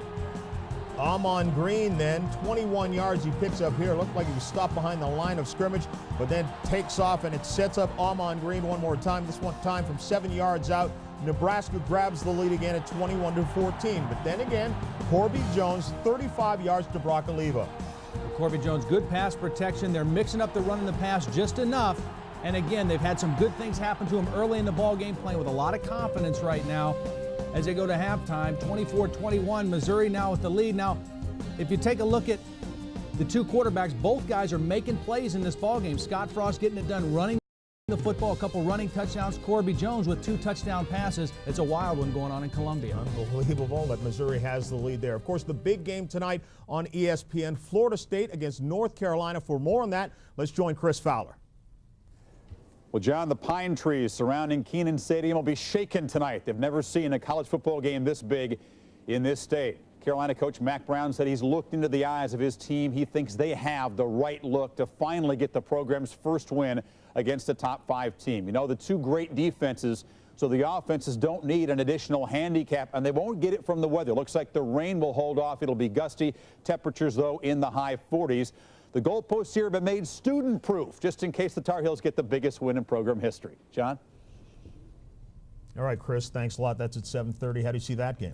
Well, you can bet both those teams are watching these games going on this afternoon, but you've got two great defenses going at it tonight in Chapel Hill. I think because of that, you need offensively more options to attack a great defense. And I think right now North Carolina has more options in their offense with the mobility of Oscar Davenport and the powerful running of Jonathan Linton. I think Florida State a little too one-dimensional, counting on the passing of Thad Busby. I think North Carolina gets it done because they've got more options in their offense. You consider what's happening this afternoon. Florida State could be playing to be number 1 by the time it's 7:30 tonight. Don't forget, we started our Judgment Day fan poll last week, and right now, if Nebraska wins, most people still think the winner of Michigan-Penn State should be number 1. If Nebraska loses, that goes up to 70%. You can still vote on the fan poll. Vote now on America Online, keyword ABC Sports, or on the internet at ESPN.com. Let's continue now with scores and highlights in the Pac-10.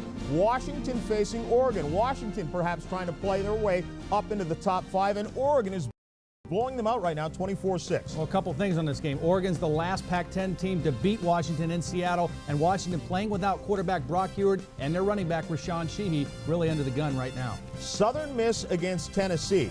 Harold Shaw, 11 yards on this touchdown run as Southern Miss gets on the board with a touchdown first. 7-3 is the score right there. Phil Fulmer and his squad find themselves down early.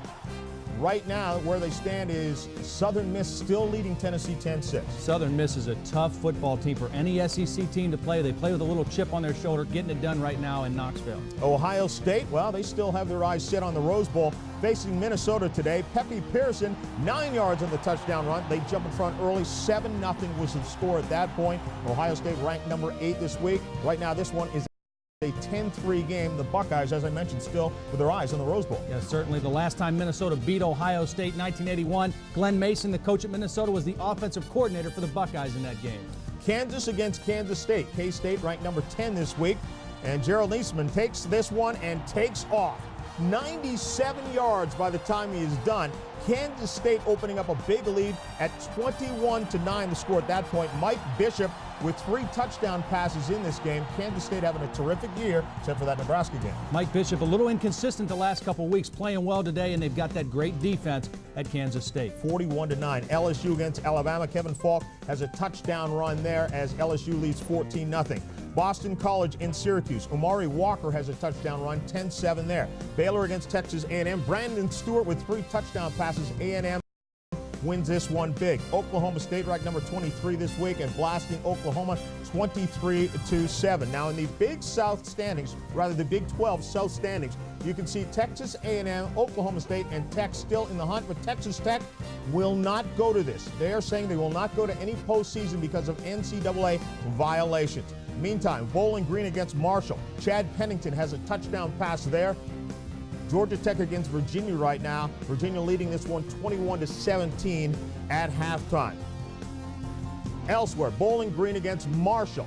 Chad Pennington does have a touchdown pass there. USC over Stanford 24-7. There's 8 seconds left right now. And Army shut out by Air Force 24-0. The final there. Stick around. We will continue with more of Valvoline Halftime 97 right after this.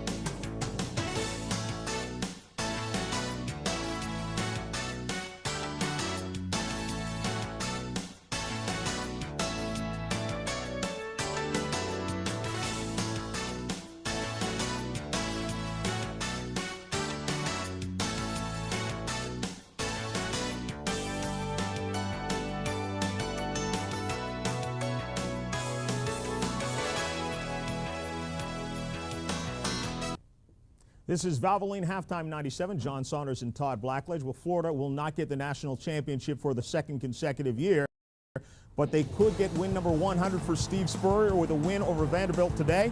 And Doug Johnson did not start. Noah Brindise does. 44 yards to Travis McGriff.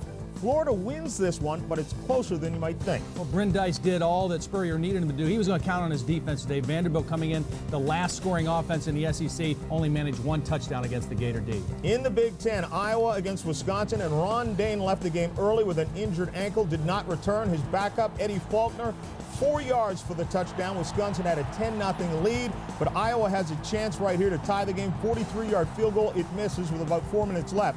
Hayden Fry comes up with a loss. First time he's lost to a former assistant. Barry Alvarez gets the win. You count on your backups being ready to play when you call upon them. Nice day for Eddie Faulkner today, 119 yards off the bench in replace of Ron Dane. On the other side of the ball, Tavian Banks, another solid game for him in a losing effort, 145 yards. Michigan State led through it against Purdue, but Chris Gardner missed the field goal that would have won the game with 7 seconds remaining, so Purdue comes up with a win. Bad special teams for Michigan State. A blocked field goal return for a touchdown for Purdue. A successful onside kick set up their winning touchdown, and then the missed field goal at the end. Adrian Autry with 111 yards. Illinois loses for the 15th consecutive time. That ties a school record as Northwestern gets the win. Colorado and Iowa State, a great game. You did not expect it to be. John Hessler here goes 30 yards to Javon Green. It puts Colorado up 37-35, but they're down again, and they go to the running back. Dwayne Charrington from a yard out takes it in, and Colorado hangs on for the win.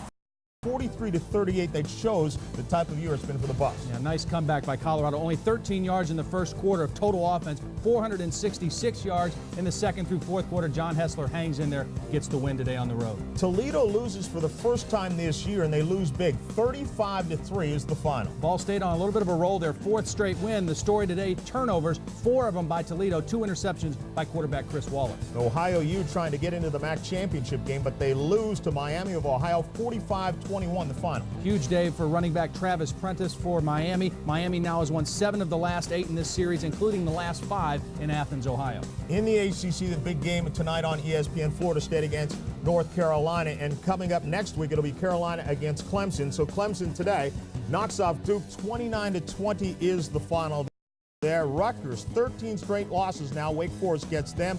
North Carolina State's Jamie Barnett, 293 yards passing, 2 touchdowns passing, and 1 on the ground as they blow out Maryland. Navy all over Temple, 49-17. Chris McCoy, 2 rushing touchdowns. He threw for 3 touchdowns, breaking the Navy record for career rushing touchdowns at 36. Now, in the rivalries, when you talk about great matchups, Amherst-Williams among them. The longest played, Amherst-Williams just down there, just below Yale and Harvard at number 4. And today they hooked up 48-46. Williams gets the win. Williams, Amherst, and Wesleyan all tied now for the Little 3 championship. For Boston University, their final home game and possibly their final game ever. 33-8 is the final for Boston U. It is their first victory of the season, and this is a school that's going to drop football at the end of this year. Yeah, it's a tragic situation, but a great way for those kids to go out their last game at home. Getting a big win, 33-8. Stick around, there's still more to come. ABC's college football continues after this.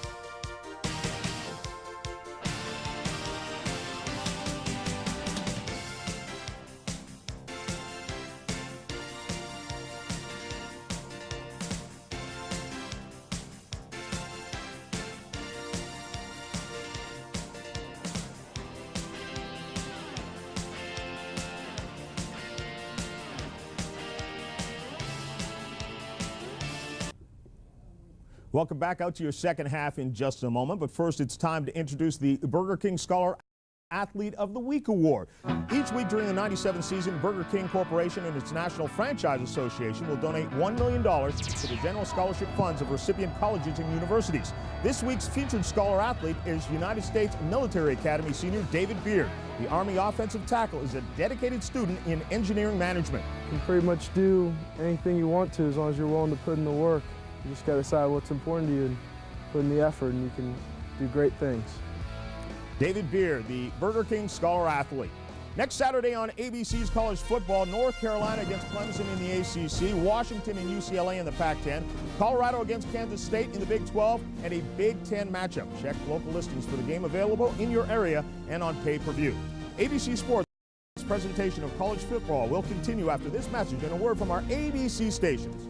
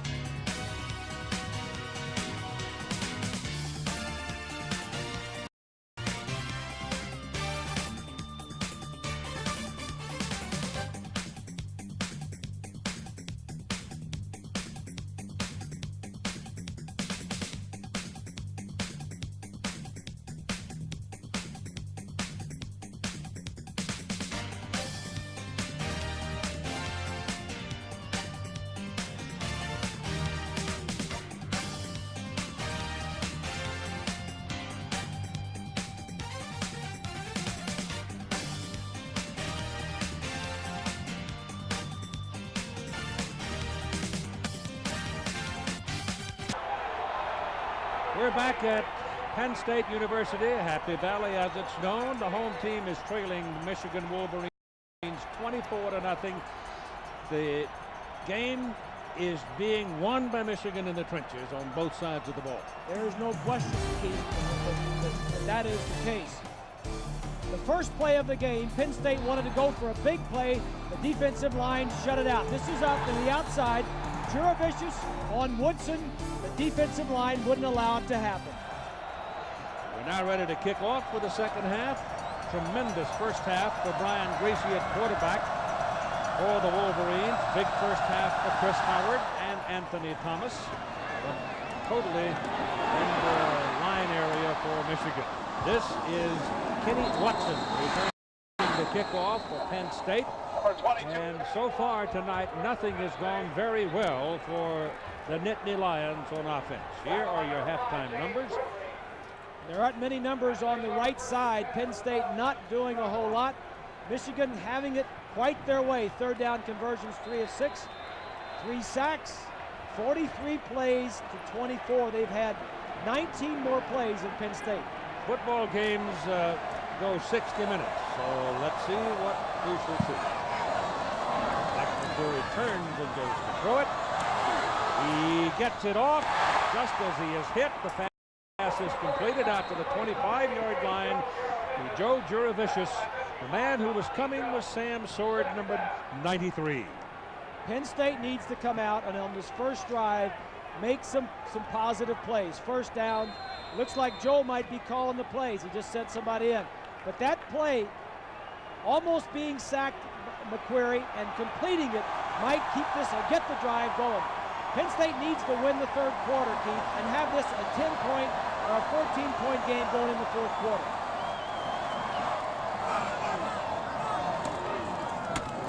Enos, big hole left side. First down. Ran right through 2 tacklers. Powers his way out to the 45-yard line. If Penn State can get something going, to get the crowd back in this game. The crowd has been out of it most of the first half. Ostrowski and Blick, both offensive linemen doing a nice job, and then Enos just refusing to be tackled by the first man.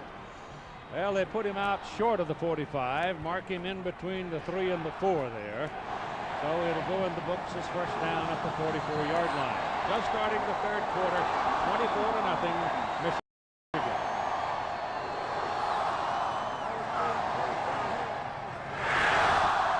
Enos hit behind the line of scrimmage. The ball comes out. Joaquin Feazell hit him, and the ball came out. But it stays in the possession of Penn State. If you're interested in history, this is the largest halftime deficit Penn State has ever had since Joe Paterno became the coach almost 3 decades ago. The previous biggest was 21 points against Alabama in '81 and against Pittsburgh in '84. Joe's not happy with the offensive line on that play. We're talking the offensive line coach. Paterno's calling the plays on this drive.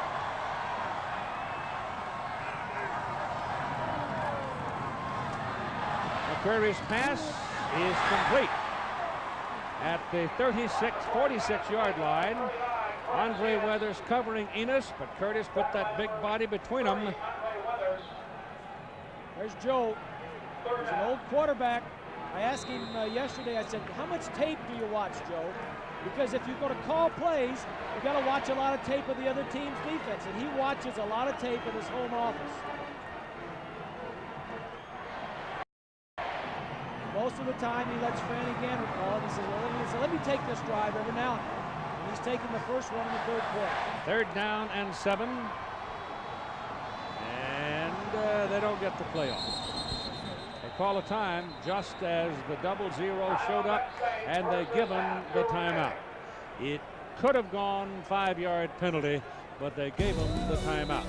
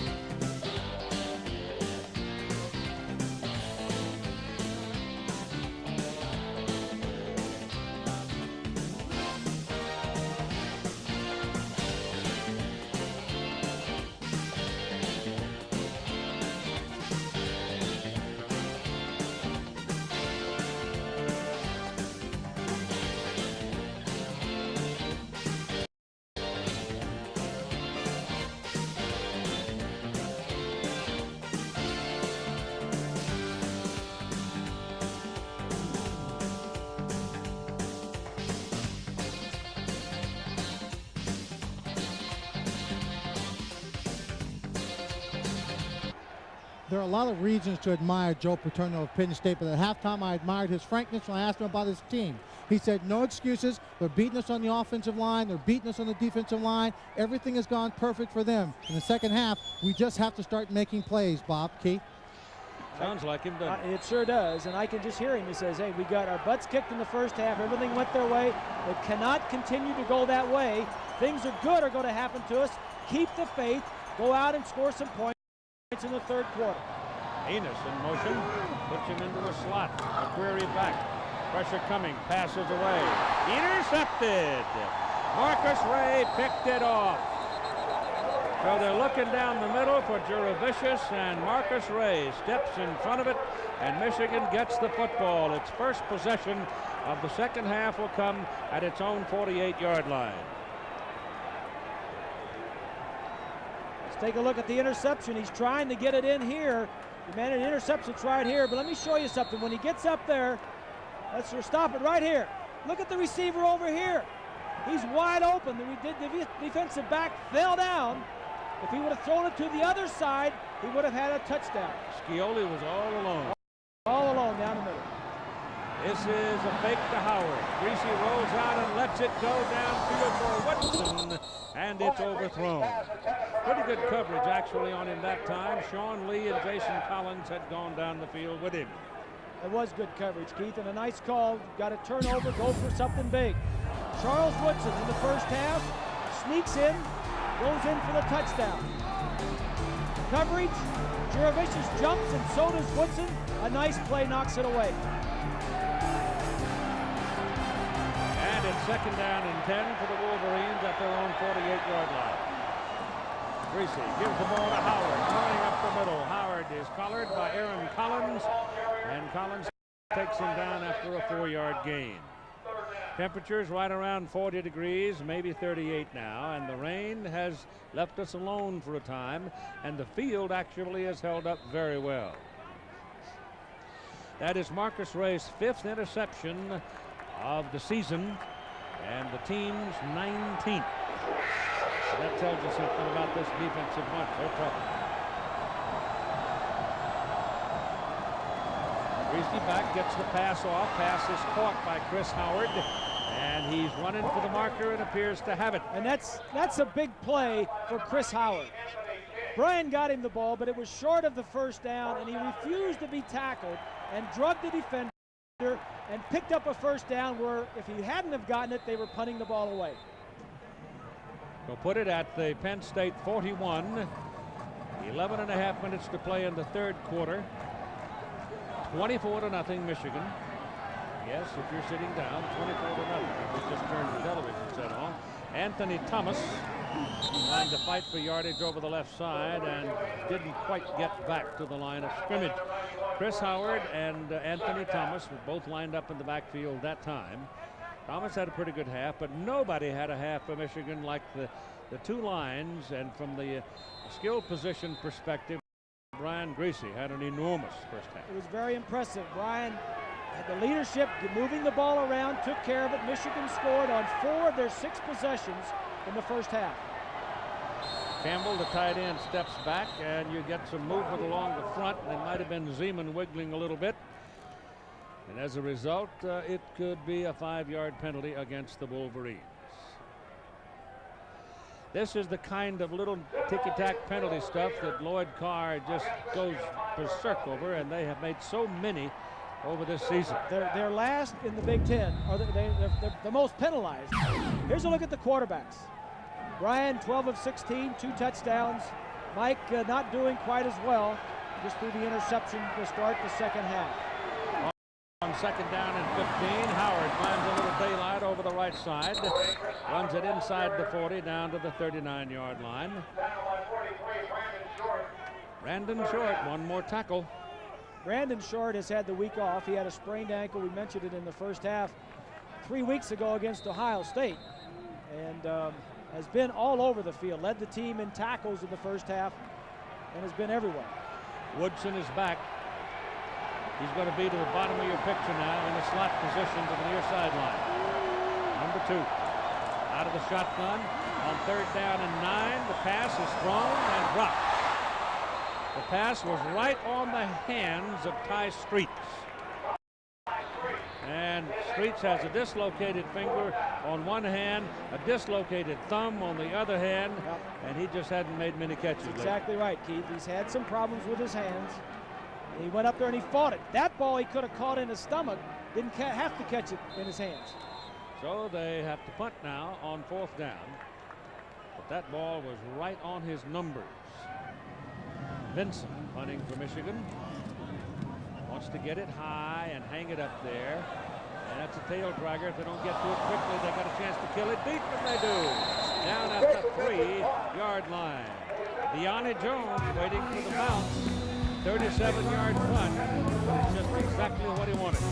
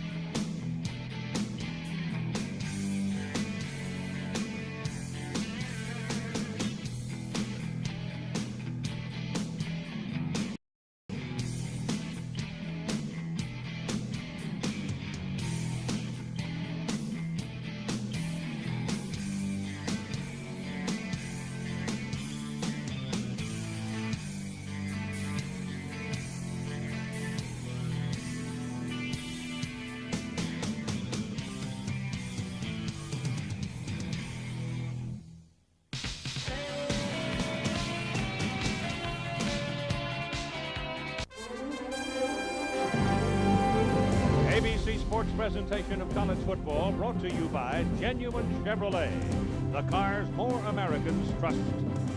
By Burger King, where you can get your burger's worth. By Valvoline, the #1 choice of America's top mechanics. People who know use Valvoline. And Circuit City, answers in every department, low prices all over the store. Penn State football first down at their 3-yard line. They've had 7 possessions, 6 punts, and 1 interception. Their deepest penetration to the Michigan 41-yard line. 24-0, they trail. Jurevicius goes in motion. Give the ball to Enos. He's tripped up at right about the goal line. Number 58, Rob Rennis, the nose tackle, got a piece of him, but Curtis Enos is so strong that he didn't really get down on the ground until he had gotten almost to the 7-yard line. If you're a Nittany Lion fan, Keith, you don't want to hear this graphic. Michigan in the second half has allowed no touchdowns all season. No fourth quarter points, and only 9 points, and those were all scored on 3 field goals in the third quarter. Eric Cole has come into the offensive front now for Penn State. He's been banged up, but they need him right now. And back goes McQuarrie to throw. The pass is away, and it's thrown out of bounds, incomplete. Looked to be something of a mix-up. Titkus Pettigrew was on a fly down the sidelines, and Brad Scioli, the tight end, and the ball was sort of between them. There's a few boos going around, but he has to throw this. He's in his own end zone, and he doesn't. The guy's not covered, and he doesn't want to get sacked. There's 2 Michigan players near him. He did the smart thing in just getting rid of it. He didn't have the defensive man fooled. The receiver wasn't open. Get rid of it. 3rd down and 6 for the Lions from their own 7. McQuarrie back. They're after him, and they've got him. Josh Williams chased him right into the arms of Steele, and they take him down at the 5-yard line. And Pigeon will come on and punt out of his end zone. Williams and Steele have been racking havoc all day long. A little cross. There's 91. That's Williams. He's slanting, and there's no place for Mike to go. Just down.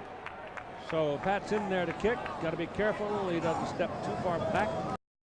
Step out of the end zone. That's a safety. Russell Shaw standing back at the Penn State 45 waiting for it. Good kick.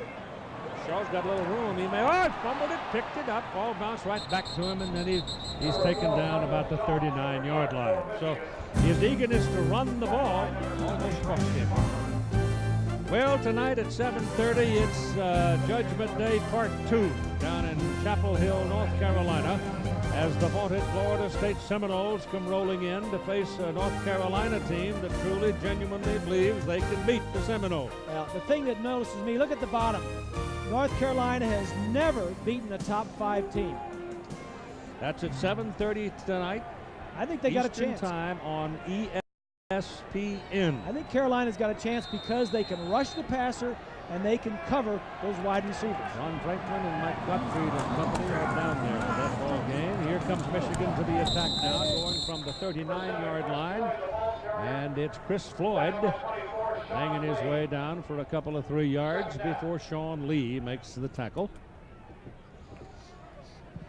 You know, Keith, Bob, I talked to Carr coming out from the second half, and he said he wants his team to think of this as a 0-0 ball game. But before the game, his assistant coaches told me the one thing Lloyd Carr has done better than they've ever seen him do before is get his ball club prepared for each ball game. He's been phenomenal, Keith.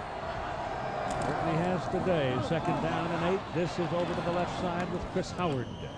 And Howard is down to around the 30. Depends on the spot. He could have a first down on that carry. But I may break all the rules. I did it a long time ago and I got yelled at by everybody. But I picked one time an entire line as the most valuable player. I might take a risk again tonight. You remember which line that was? Yeah, it was an offensive line. Well, that's how you got the like the big uglies. That's how I got in trouble. Yeah. They didn't quite have the first down. On 3rd and short, they punch it in there, and they've got their first down.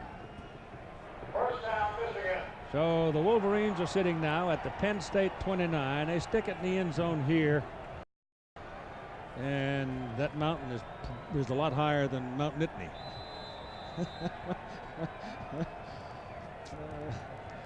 Chris Howard having a big night.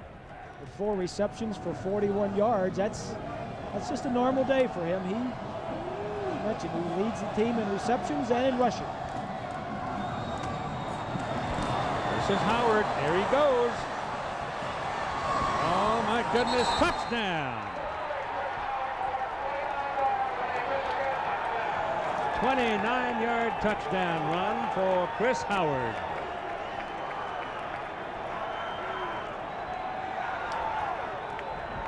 The offensive line, Keith, doing a great job. 2 tight ends that time. Howard stretching it to the sideline. And Michigan has got to feel pretty good right now because they came out, they scored first in the second half, and that's going to be a big confidence boost and really a deflator for Penn State. Could be a will breaker. Baker's kick is good. So at 6 minutes and 42 seconds to play in the 3rd quarter, Michigan 31, Penn State nothing.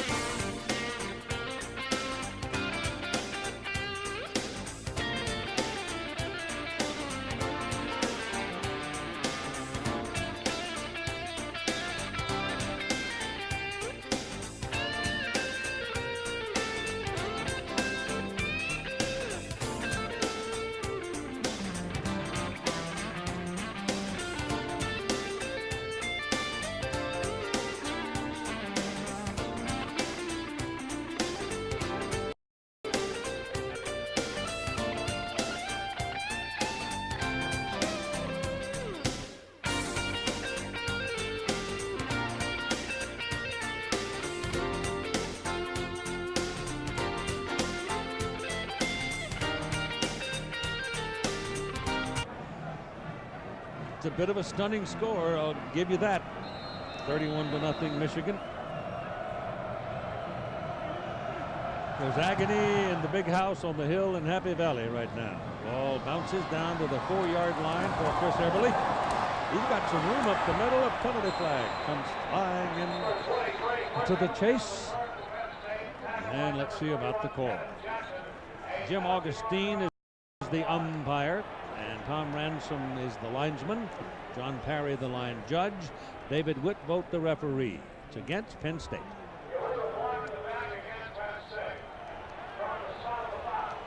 It's one of those days, Joe. And it's raining again. Yeah. Let's go back and look at that touchdown from the end zone. Watch the right side of the screen. Jansen the tackle, 77. 88 is Campbell. Jansen 77. Campbell doesn't get a block, but the defensive man ran around him. And Streets 86 is down there just getting in the way. A lot of the defensive guys, Keith, were running around blocks instead of fighting through them. Give you the rest of the officials. Field judge is Darrell Leftwich. Side judge is Danny Freund, and the back judge is Perry Paganelli. So now the Lions send Nastasi in to the field, and Mike McQuarrie walks off the field calling a timeout. So something was wrong, and he decides to go over and see what to do about it. Nastasi came in late, and I don't think there was enough time left on the clock. I think that basically was the reason. Like Bob said, there just ain't nothing going right today with the Lions. The Lincoln Mercury Kapalua International Golf Tournament is tomorrow live at 3 Eastern Time, noon Pacific. Final round. Official PGA season's about over. Davis Love having a good tournament over in Hawaii. You put that music together with the word Kapalua, and it just kind of relaxes you me. You can smell the breeze and see the pond. They're great shots from that golf tournament. I know you didn't watch any of it. They're the loons. Yeah.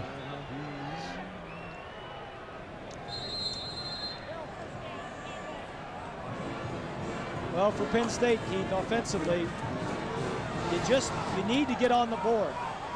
And this is not a good place to start from inside your own 15-yard line. They've had poor field position all day long. Absolutely. Good, very poor position all day. Swing it outside to Curtis Enos, trying to give him a little room to get started, but now Michigan has the luxury of a 31-0 lead, and they can really gang up on Curtis. Fiesel's had a good ball game. He was involved right from the very beginning, got the first sack of the ball game.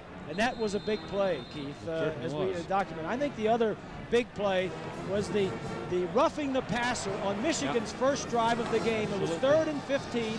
It gave them a first down, and they went on down to kick a field goal. I think that set the tone for the ball game. 2nd down and 7 now. McQuarrie gives to Enos. And they're just trying to grind it up the field to give themselves a little room to operate, but that one is going to expire at the line of scrimmage with Sam Sword involved. We've been talking about the defensive line, the line of scrimmage. Renas 58 goes around the center, and Sword runs right through the huge gaping opening.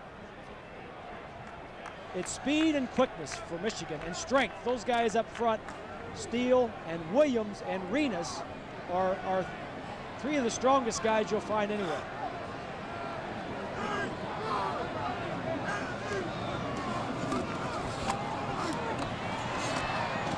Curtis pass, thrown hard, caught by Juravicius just as Marcus Ray laid a lick on him, but Joe made the catch. However, the force of the Marcus Ray hit stops him from getting a first down. Juravicius hasn't caught many passes today, and this is going to be one that we wish he hadn't caught. If you don't make a first down, that's only the 3rd reception for him today. Lions have to punt. Joe's head's ringing.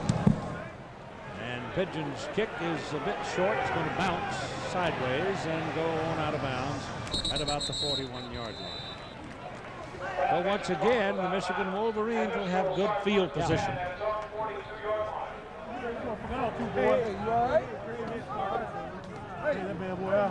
Here's a look at Michigan defense today. Penn State's had 9 possessions, 75 total yards, 8 punts and 1 interception. 5 times they've been 3 plays and out. So far, it's been an utterly dominating game by Michigan. No question. Miserable day for the redhead from State College, who stayed home to go to school. This is Chris Floyd turning the corner. Look out.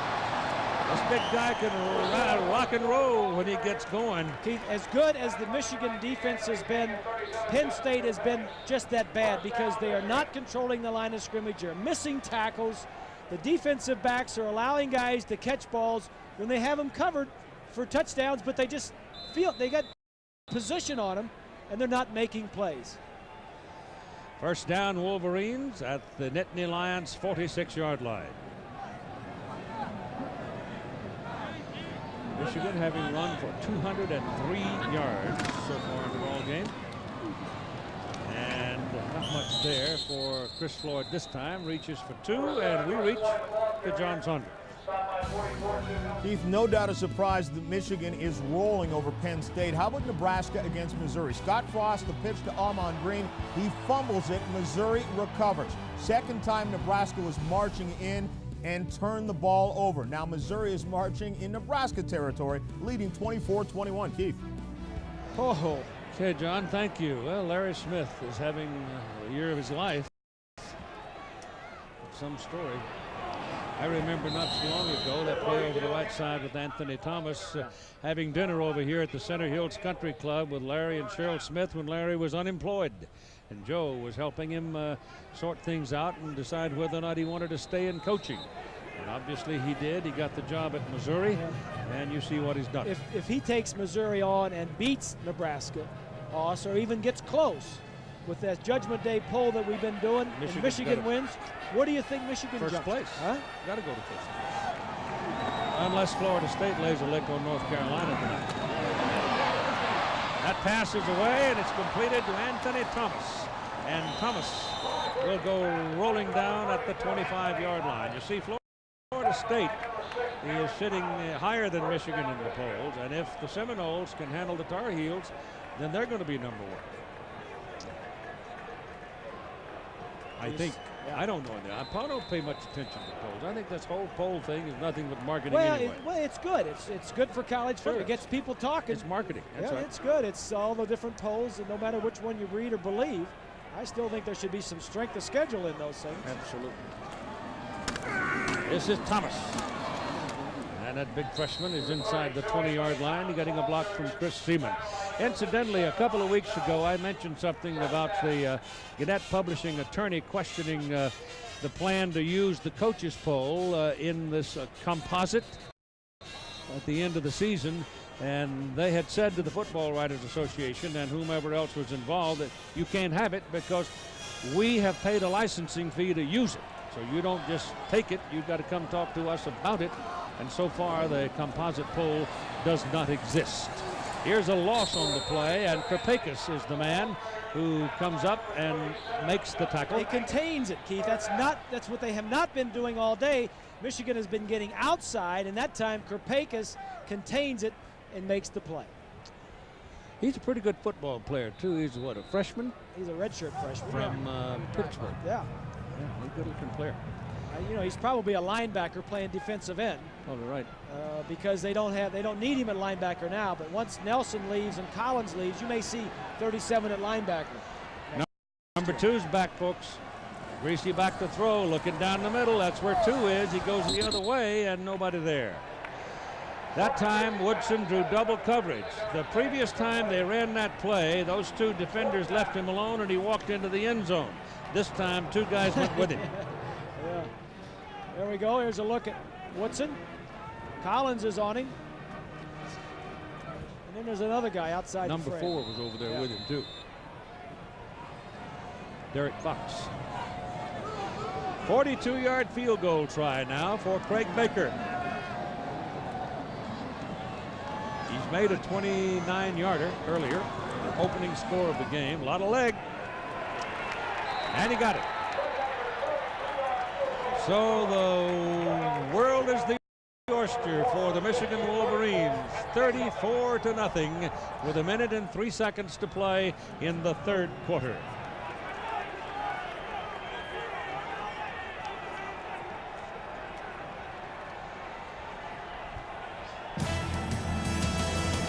Monday night on ABC, the bad boys of Magic, Penn and Teller, show their specialized brand of amazing trickery in Penn and Teller's Home Invasion Magic.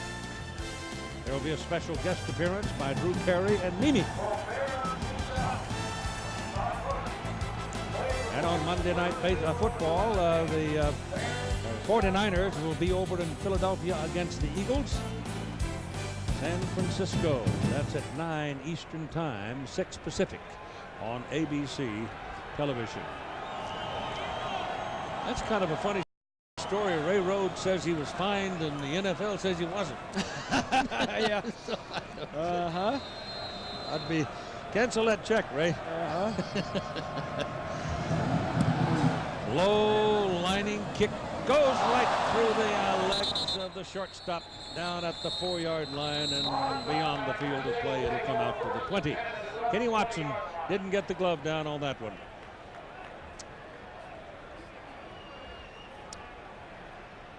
Yep, E6. Uh-huh. Put it on the 20. It's a very quiet, big old stadium. A record crowd of 97,498, and they're just stumped. And Michigan came in and quieted them down right from the start. That pass was thrown in the direction of Concho Brown and misses a little bit behind him. Either that or he had turned the wrong way, and once again we've got a light rain falling. Query has not played well the last few games, Keith. He started out great the first 4 games, and then the last few games is not done as well. And Franny Ganner was saying yesterday he was looking for the deep pass, and he was looking for Jurevicius too much. But these type of conditions now where the rain's coming down, it's tough because the ball's going to be wet. It's going to be flying over everywhere. Here's your reverse with Chaffee Fields coming back into traffic and being taken down at the 25. And so they'll be looking at 3rd down and 5 with Deonne Jones making the tackle.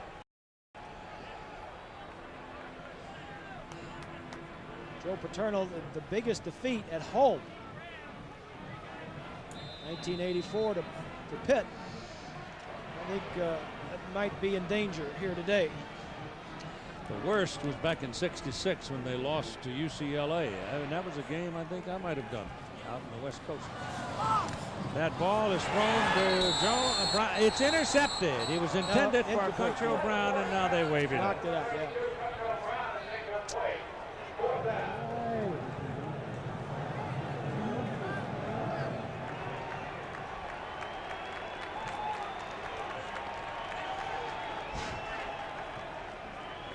Ten seconds to go in the third quarter, and Penn State will go to the punt.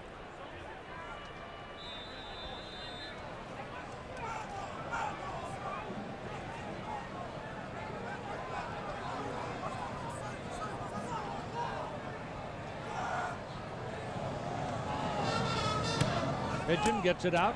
Oh, that's a good kick. Woodson takes it and goes down at about the 29-yard line. And 2 ticks remain on the third quarter clock as the Michigan offense returns to the field. The way the defense is playing, Michigan almost surely has enough points. Now, I think Michigan, all they want to do is just take time off the clock now, Keith. It's one of those days. They go to Madison, Wisconsin next week. Penn State will go to Purdue, and both Purdue and Wisconsin won close, tough games today. With Wisconsin beating Iowa up at Madison. Did I hear somewhere where Ron Dane was injured? I didn't hear that. I don't know. Chris Howard carries, and we have played 3 quarters with Michigan leading 34-0. We'll be back after this word from our ABC station.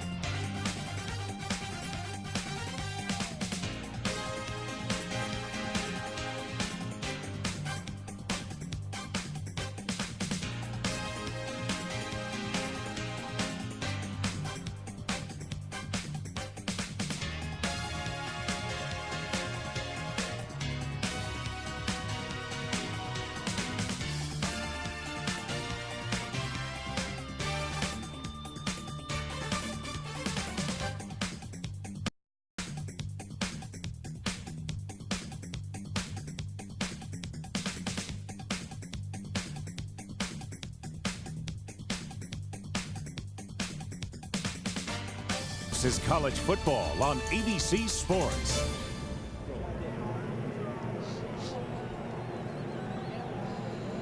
We go to the final quarter of play at State College, Pennsylvania, 34-0. Michigan leading Penn State. It'll be 2nd down and 2 for the Michigan Wolverines. The ball is just outside their own 38-yard line. They send it into the middle, and the second effort, no, not enough. So they'll go down at the 39-yard line, and it'll be 3rd down and 1.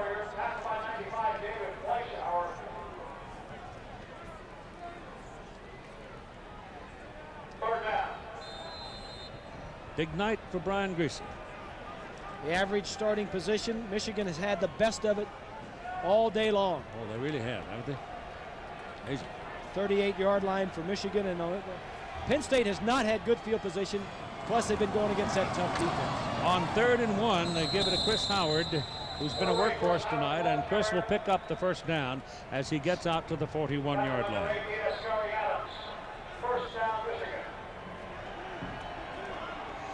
Ron Dane did suffer a sprained right ankle in the ball game against Iowa today.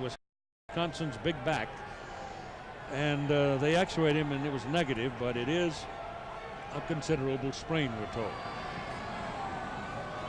So at least he'll be tender if he's able to play at all against the Wolverines next Saturday. Ball thrown right on the numbers to big old Mark Campbell, the tight end. Michigan has 3 tight ends. Campbell had a big day last week, and Brian likes all 3 of them. Well, he's 6'6", 253 pounds, just like throwing the ball at an oak tree. It's a big target. Did you ever have anybody that big to throw the ball to? Oh, an offensive lineman. Not in any big tight ends. No, you didn't have any big No, tight I ends. had smaller tight ends. Mandich was I had a the biggest Michigan guy, tight end named Jim Mandich. Yeah. He could catch, but he couldn't block. He couldn't block. He couldn't block his sister. That's another Michigan 1st down, and here's John.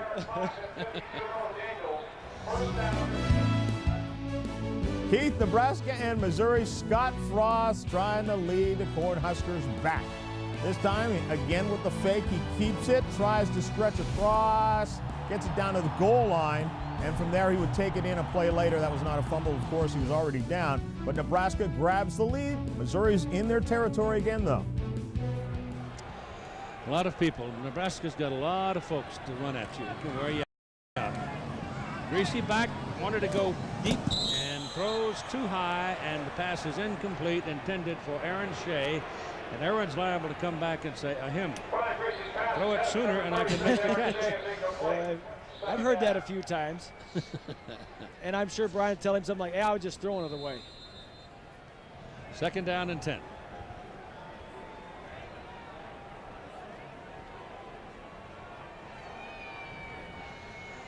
We might refresh your memory that collision, that violent collision we had between Bob Stevenson and Adrian Taylor. Both of them came off the field. Both have been checked, and we understand both have been cleared to the doctor. This is a handoff into the middle, and Chris Howard keeps pounding away and is going to wind up with a pretty good gain of about 6 yards.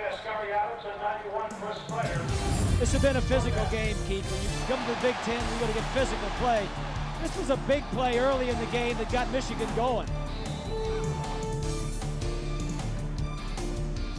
This was also the significant in the last time that 2 undefeated Big Ten teams met this late in the season was back in 1973 when Ohio State and Michigan played to a 10-10 tie, and the ADs voted the Buckeyes the Rose Bowl trip, and Michigan stayed home.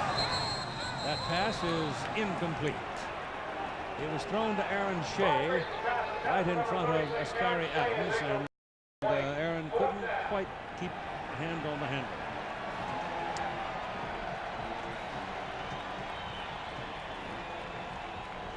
Whoops, right through the arms. The field has held up beautifully. We thought there might be some trouble because it had about 2.5 inches of rain earlier over the last week, and the field was not covered until Thursday. But it's held up very well. 4th down, Wolverines punting. It is their 4th punt tonight. Benson hits it straight up. He wants to do that. He wants to kill it deep. Penn State comes up and makes a fair catch. He didn't get it very deep, though. The Lions will get the ball 1st down at their own 18-yard line with 12 minutes and 4 seconds to play in the game. Talk about great family nights out at the place.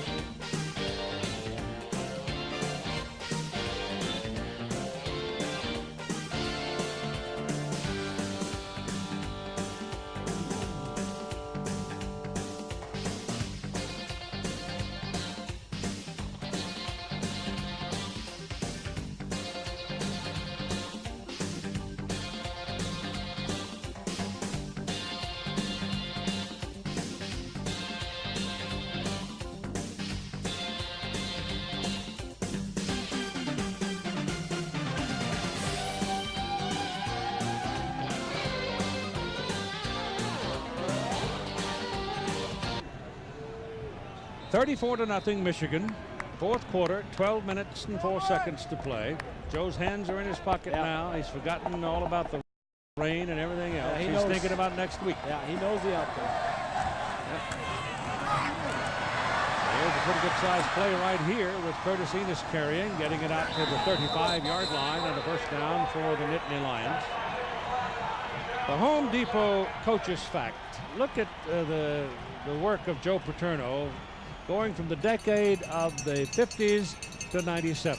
Back in the 50s, it cost $3. Today, it costs $30 to go to a game. Beaver Stadium seated 11,000, now 97,000.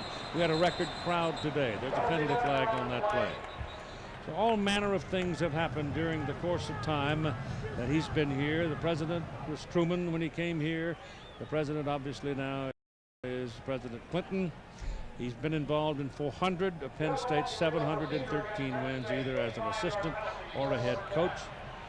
And this is his big house. He was telling us yesterday, before he leaves, he wants to get all of the facilities up to speed comparable to the other teams in the Big Ten.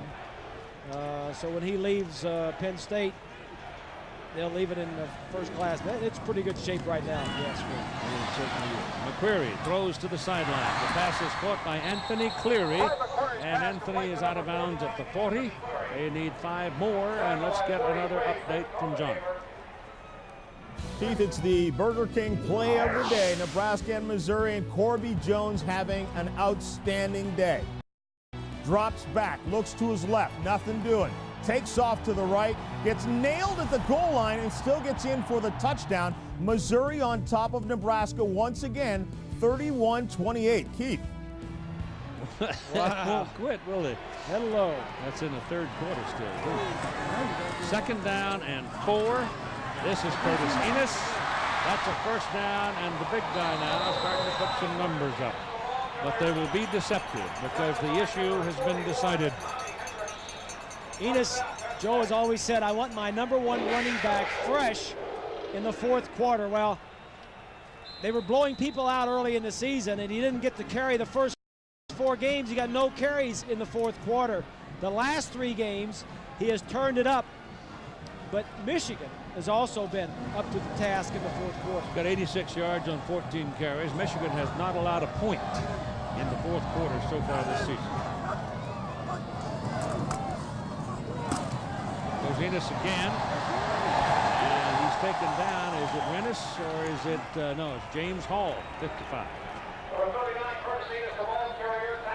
Well, Keith, I'm glad you and Bob brought up the fourth quarter information, because right now I think for the Michigan defense, they're playing a game within the game. They've stated it's one of their goals to shut the opponent out in the fourth quarter. Now they're sitting on a 34-0 win. They still do not want to give up the points here. And this Penn State team knows that. They've been looking towards the fourth quarter as the deciding quarter. It's not that, but they can grab a small victory if they can score. Good point, Len. And there are no substitutes in that Michigan defense right now, I can tell you. They're all starters. McCurry is going to go down. Yes. He lost the ball, didn't he? Or did he? I don't know. He looks like somebody was diving for a ball around the 45, but I guess not.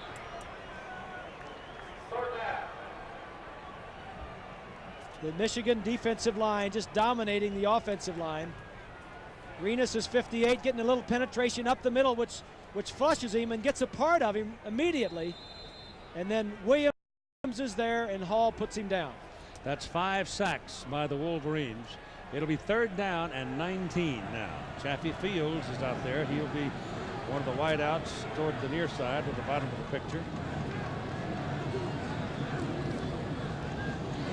Passes away for Fields. He makes the catch. He's a running back playing at wide receiver.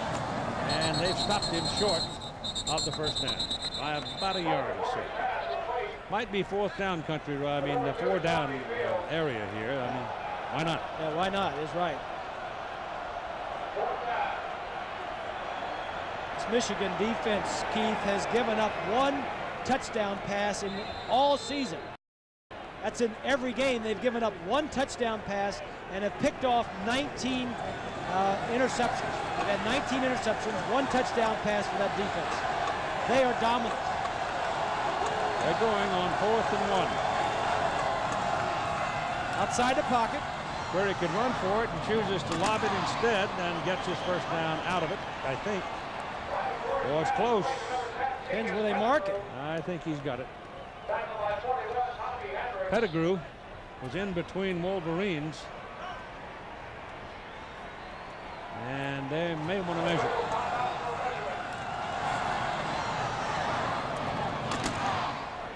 Oh, my goodness, that'll get your china closet quaking.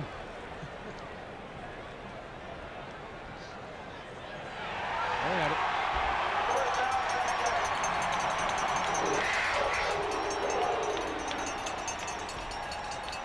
Penn State right now has a lot of second unit people in the offensive line, like Josh Mitchell and Stankiewicz, Bright, and Eric Cole out, Kareem McKenzie, the big freshman. He's 6'7", 305 pounds from Willingboro, New Jersey. Yeah, they've got 2 true freshmen. Hear about him. 2 true freshmen, McKenzie and Caruso. This is Enos. Oh, look at that quickness. He's trying to 4th quarter him, and he's moving on down toward the Michigan goal line.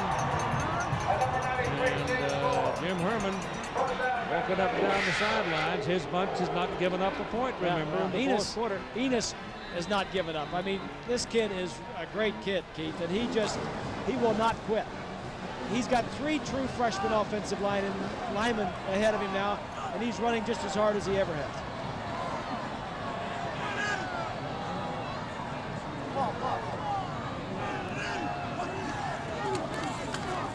Goes again. And the Wolverines are not giving him easy yards. They're whacking him. 3 of them hit him on that play. The first one was Deontay Jones. And I think one of them was a little late. Yeah, Hendricks might well have been.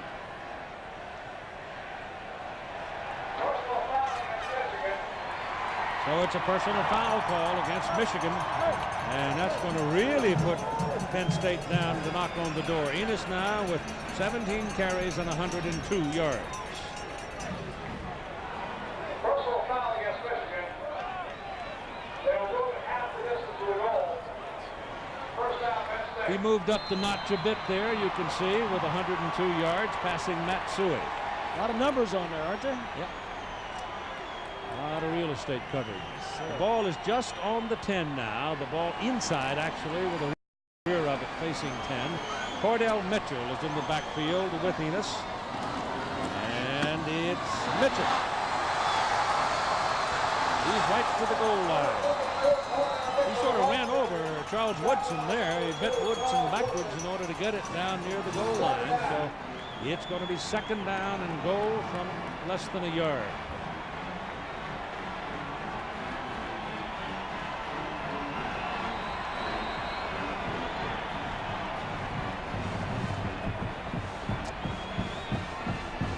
Most of the ball is inside the 1-yard hash mark. Oh, Michigan did not have their little record in the fourth quarter. Scarred here.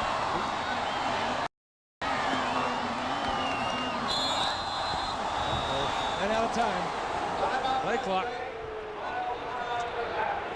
And McQuarrie, rather than give up the 5 yards at this point, spent the timeout.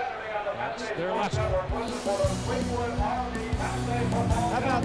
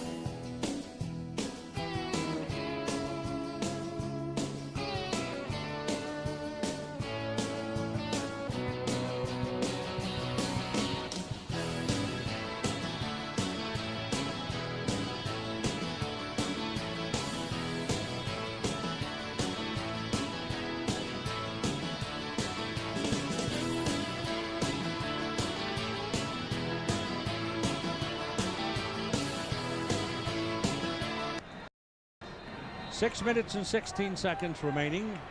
Penn State, having won 3 in a row over the Michigan Wolverines, going to lose this one. The other Michigan victory came here too, the first time they played back in '93. This is Enos.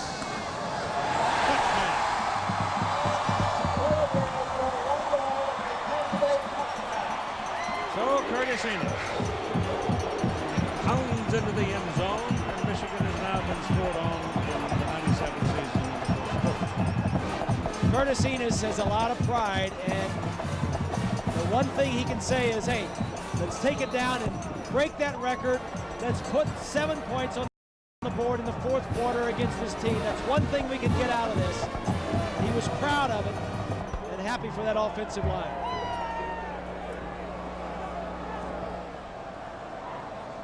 They'll try for 2. 13 touchdowns for Curtis Enos.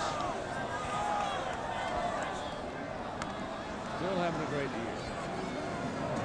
We got an injury. He'll come out of this a little wiser too. Yeah, he started out the year just on fire and then has cooled down a little bit. They faced a superior defensive team here today. They will go for 2 here just for practice.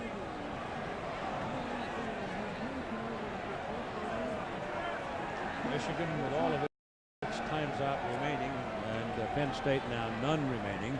The other big game tonight, the Battle of the Unbeatens, is in Chapel Hill, North Carolina, with the Tar Heels hosting the Seminoles of Florida State. You know, the Seminoles, 7:30. They'll know the outcome of this game, obviously. Yep. And they'll also know that either Nebraska is certainly a struggle today or maybe getting beat. Yep. So if they win down there and win big, they could be one. It's good. Thrown to Curtis Enos. So it is Michigan 34, Curtis Enos 8. At 6:12 to play in the game.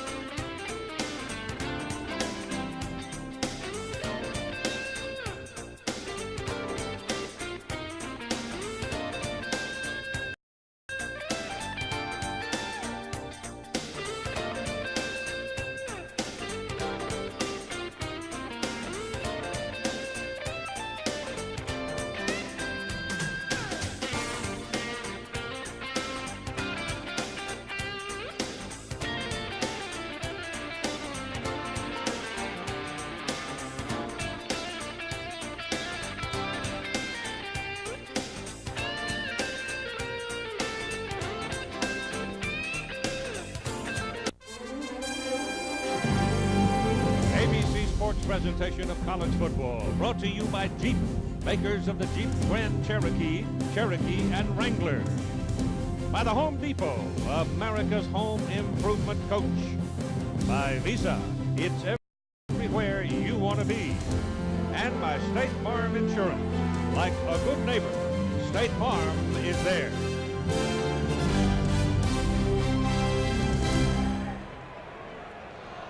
A dominating performance for the Michigan Wolverines as Penn State, having just scored a touchdown and a two-point conversion, will kick off. Nebraska struggling today. Your rankings as we came into this day were Nebraska, Florida State, Michigan, and North Carolina, and Penn State and Michigan. Ball is out of bounds. That'll be 35-yard line for the Wolverines if they want to take it up there. And while they're sorting that out, let's go to John. Keith, we told you Peyton Manning had a rough first half against Southern Miss. He's coming back now, 5 yards here to Jermaine Copeland for the touchdown. Peyton Manning has thrown for a couple of touchdowns. He's also rushed for a touchdown, 21 of 34 for 219 yards, as Tennessee has a 2-touchdown lead over Southern Miss. Meanwhile, Nebraska and Missouri. Nebraska's just kicked a field goal, tied up at 31 apiece. Keith.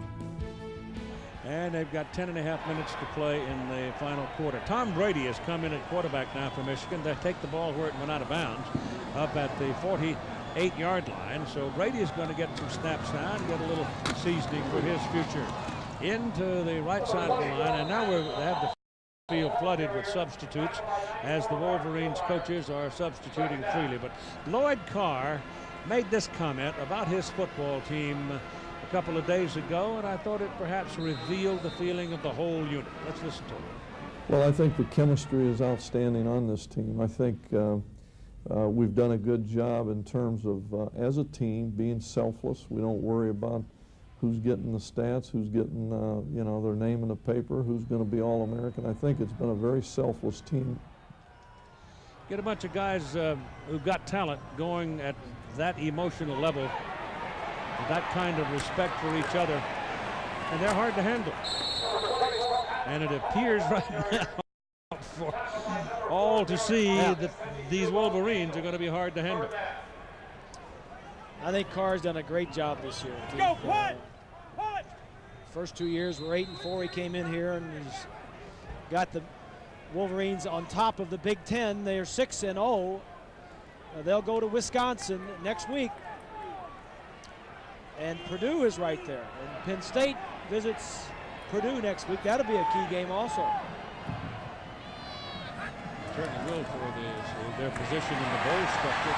Brady slipped a little bit as he was setting up trying to throw, and he is knocked down back around the original line of scrimmage by Maurice Daniel. Tom Brady was out for about a month with a appendicitis. He had an appendectomy and went to the hospital one night and went to the front door. It was about 3 in the morning. He went to the front door and it was locked, so he went home. Oh my goodness. Instead of going to the emergency. Here's the punt by Vincent. High hanging kick.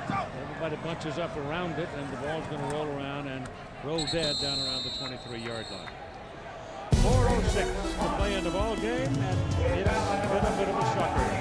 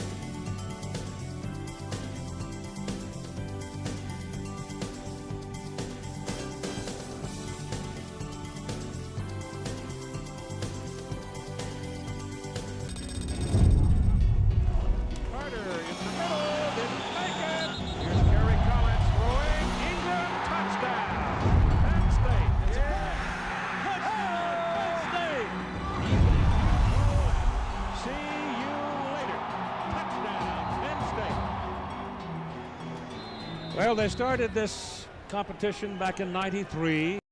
Michigan won the first one here. Then Penn State ran off 3 in a row, and now Michigan has won its second also here. And Penn State goes to the attack now. The pass is thrown, and it is incomplete up at the 40-yard line for Titus Pettigrew. We're running out the clock, as a matter of fact, in this ball game. Marcus Ray defending on that play. And the string has been broken for no scoring in the fourth quarter, so Ray comes out and other defenders are coming out. It was a brilliant night for the people who play in the trenches for Michigan. Tackle to tackle, both sides of the ball. The first half, however, it was particularly outstanding performance from Brian Griese that rolled out to a 24-0 lead for the Wolverines, and they never looked back. Penalty flags on the field.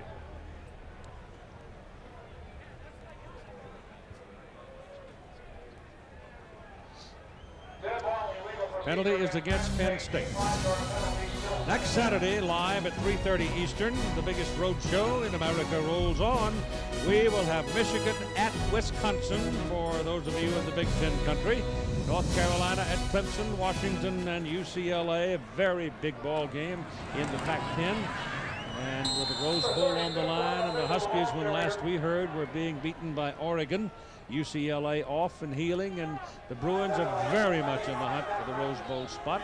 That was Cordell Mitchell carrying on that play. So you'd want to check your local listings for the games in your area for next Saturday. And the Rose Bowl spot for the Big Ten is wide open.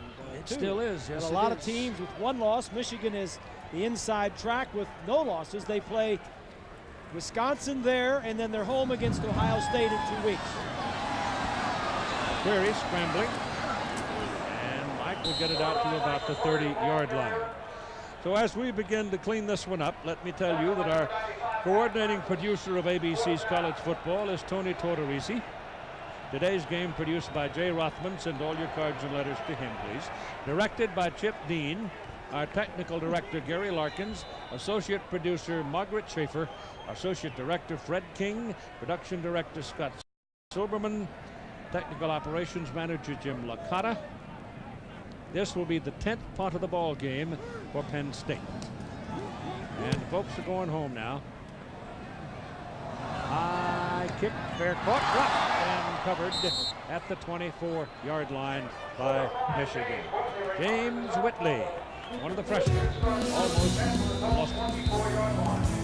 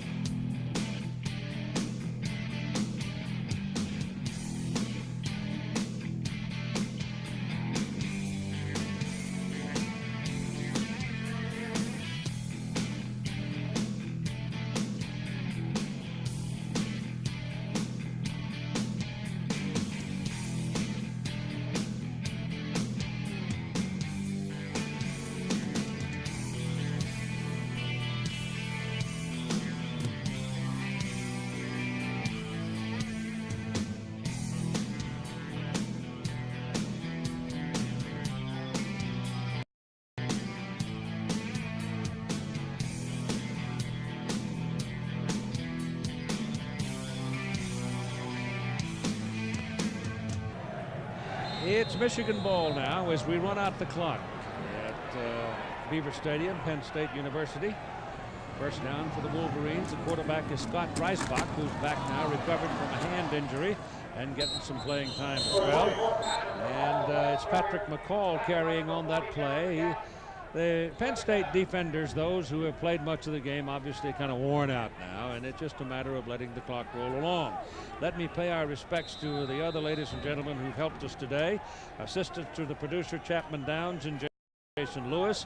Our statistician is Mark Cometto. Spotter, Kelly Hayes. Computer stats, Craig Rothberg. Our sideline coordinator, Dick Schefter. And that noble, stout fellow down on the field suffering through the elements, Lynn Swan. He's held up magnificently. He'll be home in a little while, too. You know. College football today produced by Charles Coupland. And look out. This is Ray Jackson, who's come off injury himself, getting some playing time and a big gain and a first down. College football today, directed by Calvin Haywood. Our technical director, Gary Boyarsky. The New York remote coordinator, Bruce Clark. Hey, Keith. Yes, sir. Bob, I wanted to share a quote with you from Joe Paterno's press conference. Listen to this. He says, I think that young Greasy is probably very similar to his dad in that he is tough mentally and physically. He is smart. He has a great feel for the game. He is not interested in how many passes he completes or to whom he completes them. He is more interested in just getting the football moved down the field and uses all of the things he has with him. And in all honesty, Bob, I think he's a little bit better than you are. Yeah, but you didn't. I agree, Swanee. I agree. You didn't read the last part of that, or the part that I heard. And Joe said it tongue-in-cheek. He says, and besides all that, I think Brian's a little bit smarter than his dad because his dad's in TV. It's also worth remembering that the old man is 51 years old, too. Hey, what's wrong with that? You can't throw it as far as you used to. That's what. But he had the lowest golf score in the family this summer. Yes, and I was proud to tell him that, and he was not happy to hear that. We are now at 38 seconds to play in the ball game. We are going to take those of you watching to the finish of Nebraska, Missouri, just as soon as the time expires here.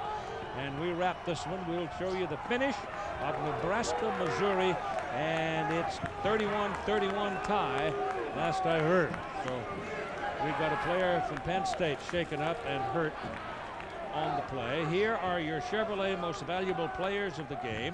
Brian Greasy for Michigan, 14 out of 22, 151 yards, 2 touchdowns.